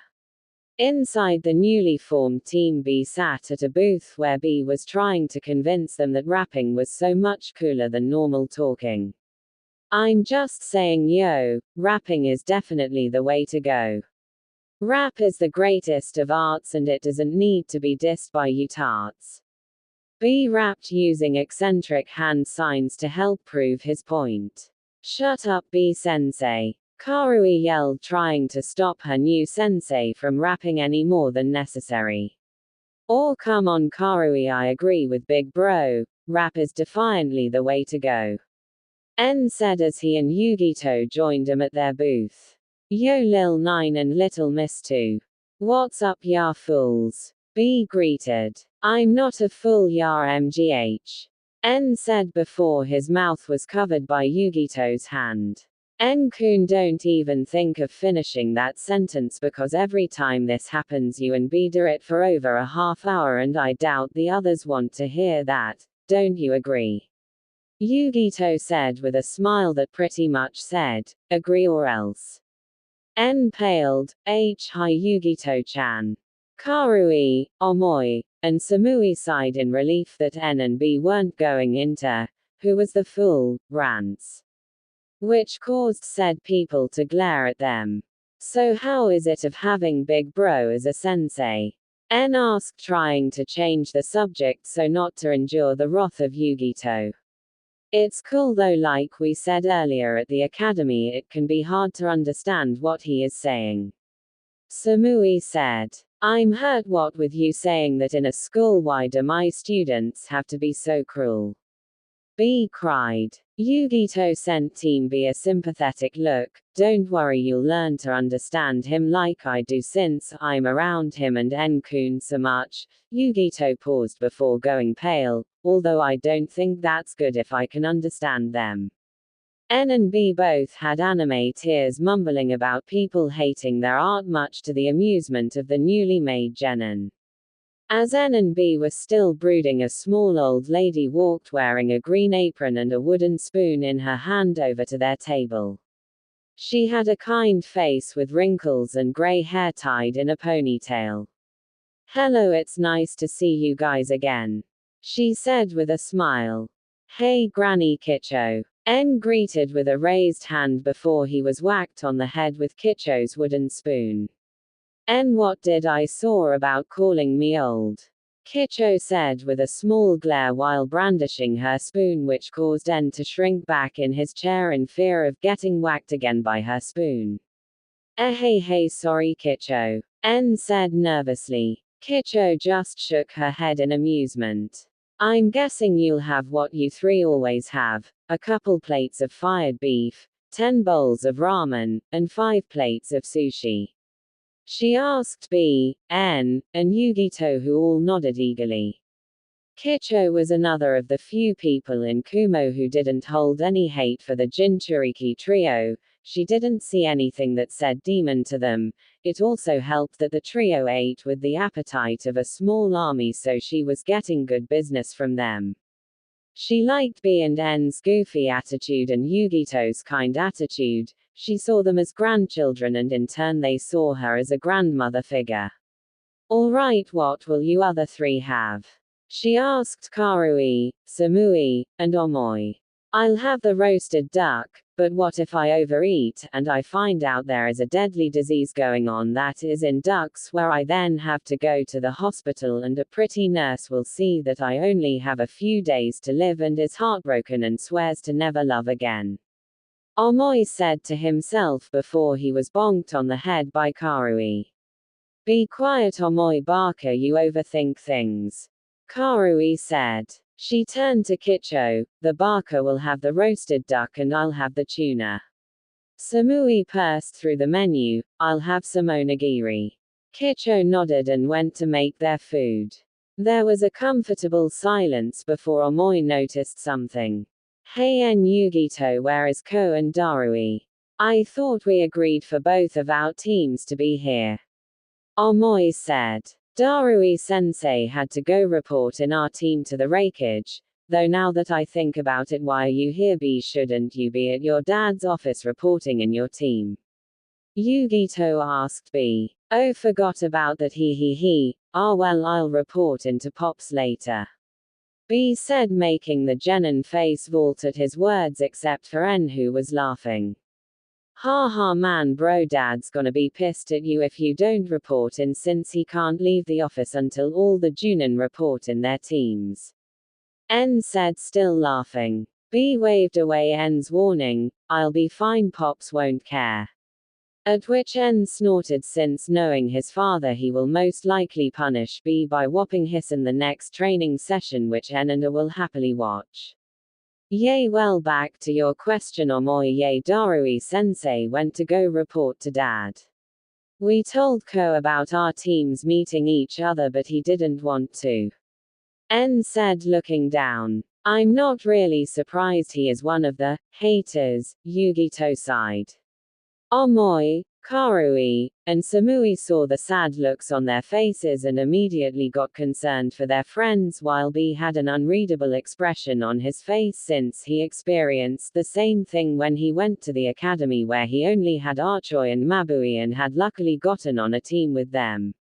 "Don't worry N, I know you and Yugito will get to him. He'll see you for who you truly are, a good friend and person," Samui encouraged, where both Omoi and Karui nodded at her words.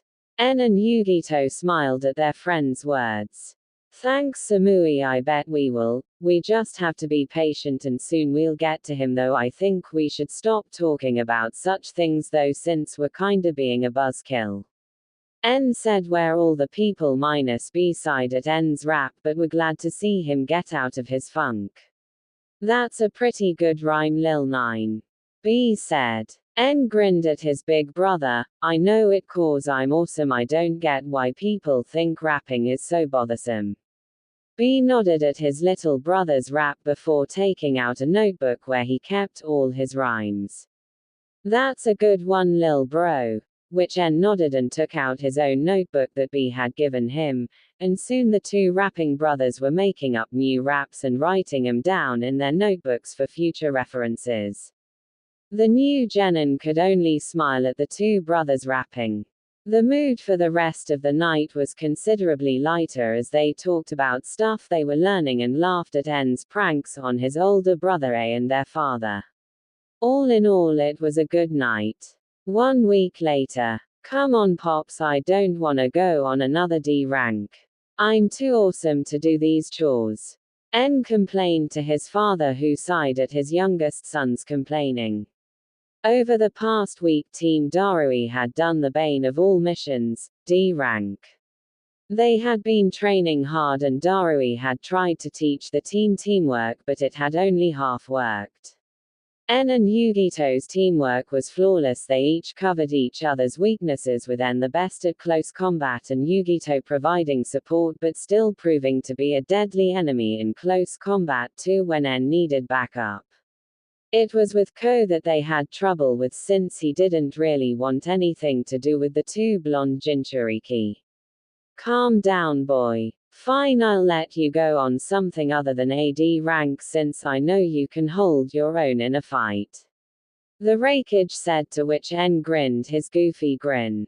Raisin looked at the C ranks missions before finding one that would suit the team. Alright, I have AC rank for border patrol. You will be patrolling this small stretch near Kasagakure. Few people enter this place, so there shouldn't be too much of a problem. Rai said, since he wasn't worried about the team's safety since En and Yugito were at least Chunan's strength and Darui was one of his most powerful shinobi. Alright, let's go. En yelled before jumping over his father and smashed through the wall, leaving a decent-sized hole. Raisin's eye twitched as he stood up and walked over to the hole his son had made before yelling out, "En get yourback in here. Do you know how much paperwork you and A make by smashing through walls? Just use the damn door." Darui sighed, well, at least things aren't as dull as I thought they would be. The rest of Team Darui left to follow their more eccentric team member, though they decided to use the door. Border of Kumo near Kasagakure. Team Darui were tree hopping along the border of Kumo. Both En and Yugito were taking turns sensing for any chakra signatures. So far nothing had happened out of the ordinary. All right team, let's take a break and eat, Darui said. As the team was eating, Yugito decided to try and start a conversation with Ko. "So Ko, what's your family like?" she asked him. Ko glared at her. "Why should I tell you?" he asked coldly. En glared at him. "She was just asking a question, bro." Ko glared at En. "I don't need to explain myself to you, En-san." En got up and put a hand on one of his swords. "Look dude, I know you don't like us, but we are trying to be nice to you, so stop being a jerk," he said, where Ko put his hand on his tanto located on his back. The two looked about they were going to come to blows when Darui decided to intervene. "Enough. En, you two are teammates, you shouldn't be fighting each other." And Ko, "I know what people say about En, Yugito, and B, but you shouldn't listen to them, they are just lies." Ko just snorted and turned away. En started to walk away. "I'm going to go on, I need to cool my head," and jumped up in the trees and continued on to where they were patrolling. Darui sighed. This is going to be a paran, he thought. With En. En continued tree hopping, trying to keep a hold on his anger. "Stupid Ko, why can't people not see us as monsters?"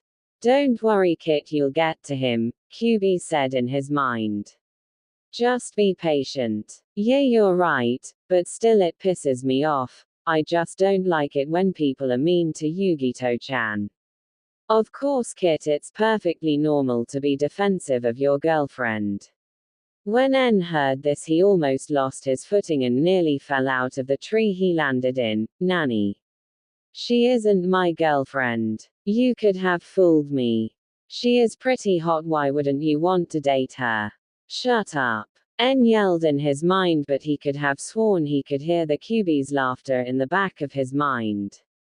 En started to use his sensor ability to see if anyone had crossed the border and immediately noticed a chakra signature at least low Chunin level. He started to head in the direction of the source. He stopped on a tree as he spotted the signature. Even though he was high up in the trees, being a Jinchuriki had given him higher senses and could make out the man through the leaves. En yelled out, "Stop! You are trespassing on Kumo territory. State your business for being here or prepare for anwhooping." The man stopped before he yelled out, "I'd like to see you try. Come out, you coward. My name is Mizuki and you don't scare me at all." En dropped down to the ground in front of the person and saw what he looked like. Mizuki had white, slightly bluish hair that reached his shoulders and wore a Konoha Chunin vest. He also took notice of the slashed Konoha forehead protector indicating he was a missing nin, and there was also a rather large scroll placed on his back. The man in front of him scoffed, "You're just a kid. Why don't you go on back to your mama and leave this ninja stuff for the adults, okay?" En glared at the man, "Hey, shut up. I may be a kid but I can still kick you, so don't diss me, or I'll break your bones like glass." "What the hell are you saying? Are you an idiot or something?" Mizuki asked. En's eye twitched. "It's called rap." Mizuki smirked, "Well, it sounds like crap," he said smugly. En's eyes narrowed. All of a sudden he was surrounded in his lightning armor charged with 15% of his power, crimson lightning crackling around him. Directing all of his ki at the man who had taken a step backward in fear. "You can insult me and try to wound my pride, but there is something that I will never let you insult, and that is my rap." En roared before charging forward. Mizuki only had time to think fast before he was punched in the chest with En's fist. He flew backwards into a tree where he soon got up. Glancing around, Mizuki got into a defensive taijutsu style and barely had time to block En's leg that had swept downward to his face by using his arms in an X formation. Even then he was pushed backwards from the force with his muscles spazzing slightly from the electricity. En appeared behind Mizuki and kicked him in the side, causing him to skid back several feet by applying chakra to his feet to not cause him to fly back in the trees. En took notice of the large scroll on Mizuki's back. "What is that scroll, yo? I doubt it's just for show." En rapped. Mizuki had to bite back his retort, remembering the last time he insulted this kid's rap, before he smirked. "This scroll is an important scroll that I stole from Konoha to give to Orochimaru and prove my loyalty to him. I am going to his base right now." En's eyes widened at the mention of the traitorous Sannin, who was known for his experiments on children and prisoners. "I can't let this guy go. Orochimaru could be in Kumo or Lightning One, for all I know." En thought. "What scroll is it?" En asked, wondering if he would tell him.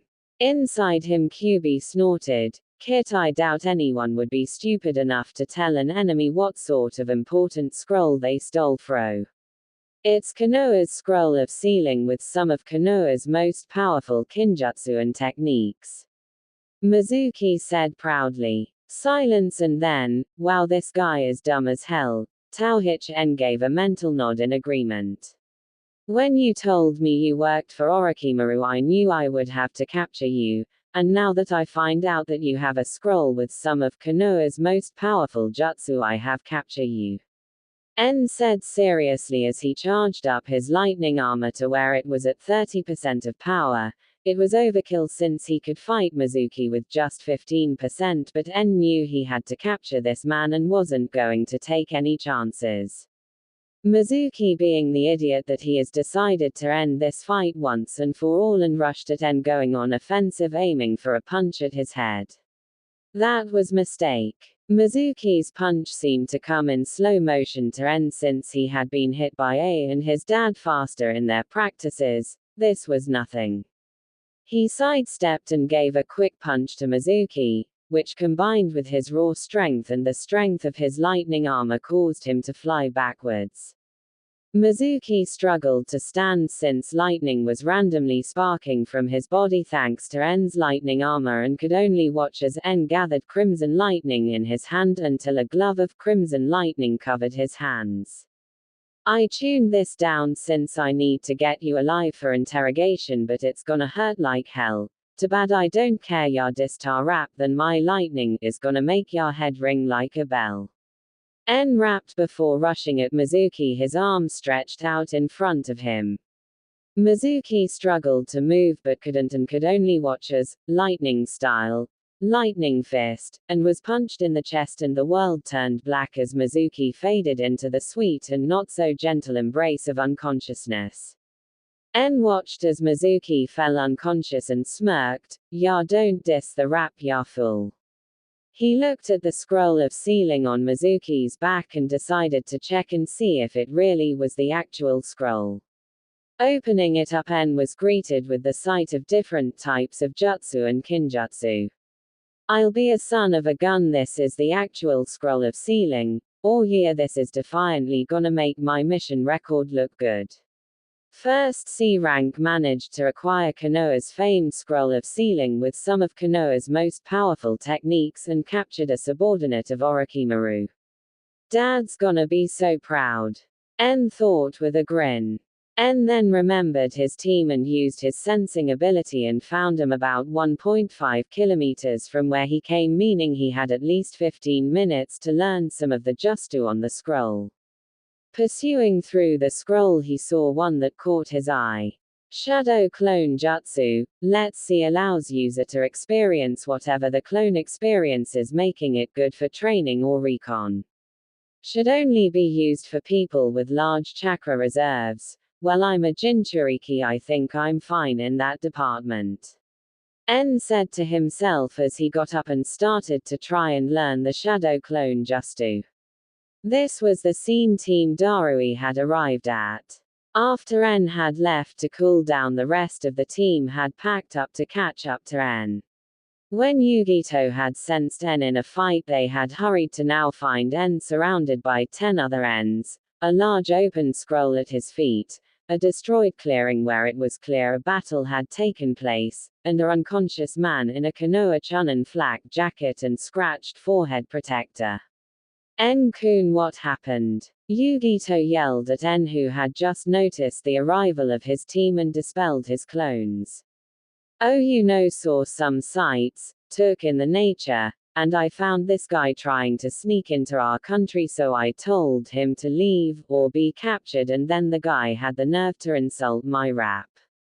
En said as though he was deeply offended on what the missing nin had said. "En, you shouldn't have run off like that. What if you got hurt?" Darui reprimanded his student. "Well, I needed to blow off some steam and this guy sure helped for that." "And guess who this guy is?" En said. "Who?" Yugito asked. "This guy is a subordinate of Orochimaru." En said, simply, causing the two genin and junin tense up at the mention of the S-rank missing nin. "Are you sure, En?" Darui asked him seriously. "Yeah," the guy proudly stated he worked for the creep. "And get this, you see this scroll?" En asked as he picked up the large scroll and rolled it up. "Guess what this scroll is?" En asked. "What is it?" Yugito asked impatiently since she was getting tired of En's games. En started to pick his fingernails. "Oh, you know, just Konoha's famous scroll of sealing that has almost all of their most powerful techniques and kinjutsu." En said offhandedly, but was grinning on the inside at his team's expressions. Yugito's eyes had reached the size of dinner plates and her mouth was hanging open. The normally impassive Ko-eyes reached the same size as Yugito's, though his mouth remained closed, whilst Darui simply raised an eyebrow, but you could still see the shock in his visible eye. It's what? Yugito yelled in disbelief, to which En nodded and grinned. Yay, and it's not a fake, I just got a new Justu from it and it's S ranked, so this thing is the real deal. En said. Let me see. Darui said, where En handed him the scroll and he too saw all the jutsu listed on the scroll. Darui glanced up at his student in awe. En, do you know what Kumo could do with this scroll? We have some of Konoha's most powerful jutsu in our hands. Great job, kid. He praised, where En rubbed the back of his neck sheepishly. Continue, I do love being praised. En said. Ko looked at him before saying, good job, and started to continue on the route for the rest of the patrol. En noticed that as he said that his lip twitched upward for a second in a small smile before going back in its impassive expression. If En hadn't been looking, he wouldn't have noticed it. En glanced at his fellow Jinchuriki. Did he just? Yugito just nodded. Yay, he did. En's smile got even bigger. We're getting to him. And with that said, he took the scroll of sealing and put it on his back, where Darui grabbed the unconscious Mizuki and followed Ko. The rest of the patrol was uneventful, and soon enough they had reached the familiar gates of Kumogakure. As they walked up to the Raikage Tower, En saw some of the people look curiously at the still unconscious Mizuki. He also noticed the same old cold glares from the villagers aimed at him and Yugito. He sighed, why does this have to be so hard? He tried to ignore the whispers behind his back. He noticed Yugito could hear them too and nudged her with his arm. When she looked up at him, he gave her a smile that said, don't mind them, to which Yugito gave a small smile too. As they reached Karai's desk, En asked her if his dad was in, to which she replied that he was in a meeting with A and that he would have wait in the lounge. En just ran into his father's room.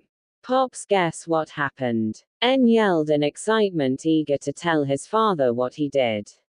His team followed in behind him with an irritated Karai. Raisin and A looked at the youngest son, brother, curiously. What's up, En? What did you do? Raisin asked his son. En just smiled and motioned to the scroll on his back and the unconscious Mizuki who was on Daru's shoulder. Alright, so we were on patrol, right? And when the rest of the team decided to take a break and I wanted to go let off some steam. En started to say, not mentioning the part where he and Ko nearly fought each other. And I sensed a chakra signature trying to get into Kumo. I went to see who the guy was and I found out it was a missing nin from Konoha. He said, motioning toward Mizuki. I asked him to leave or I would arrest him, and he had the nerve to insult my rap. To which Raisin and aside, knowing how prideful he and B were of their rap, it was a surprise to see that the guy wasn't dead. En's mood turned serious. This guy works for Orochimaru, Pops. He was going to one of his bases. And Rai tensed up, alarmed. What? Orochimaru has a base in Kumo? A roared angrily, to which En nodded. I'm guessing so, since he was entering Kumo. En rapped. Anyway, I noticed that he had this scroll on his back. En put his hand on the scroll. And you're not going to believe what this is. En's grin seemed to reach new heights, eager to see his family's reaction. What scroll is it, En? Raisin asked impatiently, wanting to know why En was grinning like a maniac. Okay, so he was always grinning like that, but he was still curious. En did the same thing he did when he told his team, oh, you know, just Konoha's infamous scroll of sealing with their most powerful techniques. En informed them. En laughed at his dad and brother's expressions. Raisin's eyes were even wider than when Yugito and Ko had found out. A's mouth was so open En swore that it was about to touch the ground. It's the scroll of what? A yelled in shock. En handed the scroll over to his family with a smirk. Just read it. When A and Raisin looked over at all the jutsu on the scroll, they looked up at En with pride in their eyes. Raisin got up from his chair and ruffled his son's hair with a proud look in his eyes. Good job, N. You managed to get some intel of a threat to our country and gave us multiple high-class jutsu. I'm so proud of you, son. He said proudly. A walked over to his little brother and ruffled his hair too with a proud smile. I'm proud of you, little brother. N thought he would burst with happiness on hearing of how his dad and big brother were proud of him. Thanks, Dad. Thanks, big bro. N said. I think you earned yourself a reward. Tonight we will get some ramen and I'll teach you how to combine Shushin with your lightning armor. I think you're ready for it. Raisin said, proud of his youngest child. N gaped at his father since he had been told that he hadn't been ready for that yet, since his father had said that he could when he was older. Now his father had deemed him ready. This was probably one of the happiest days of his young life. Yugito smiled at the touching family scene before her. They're so close with each other, she thought with a pang in her heart as she thought of her own parents who were now dead. Before she shook the sadness away, this was her family now. With N and B.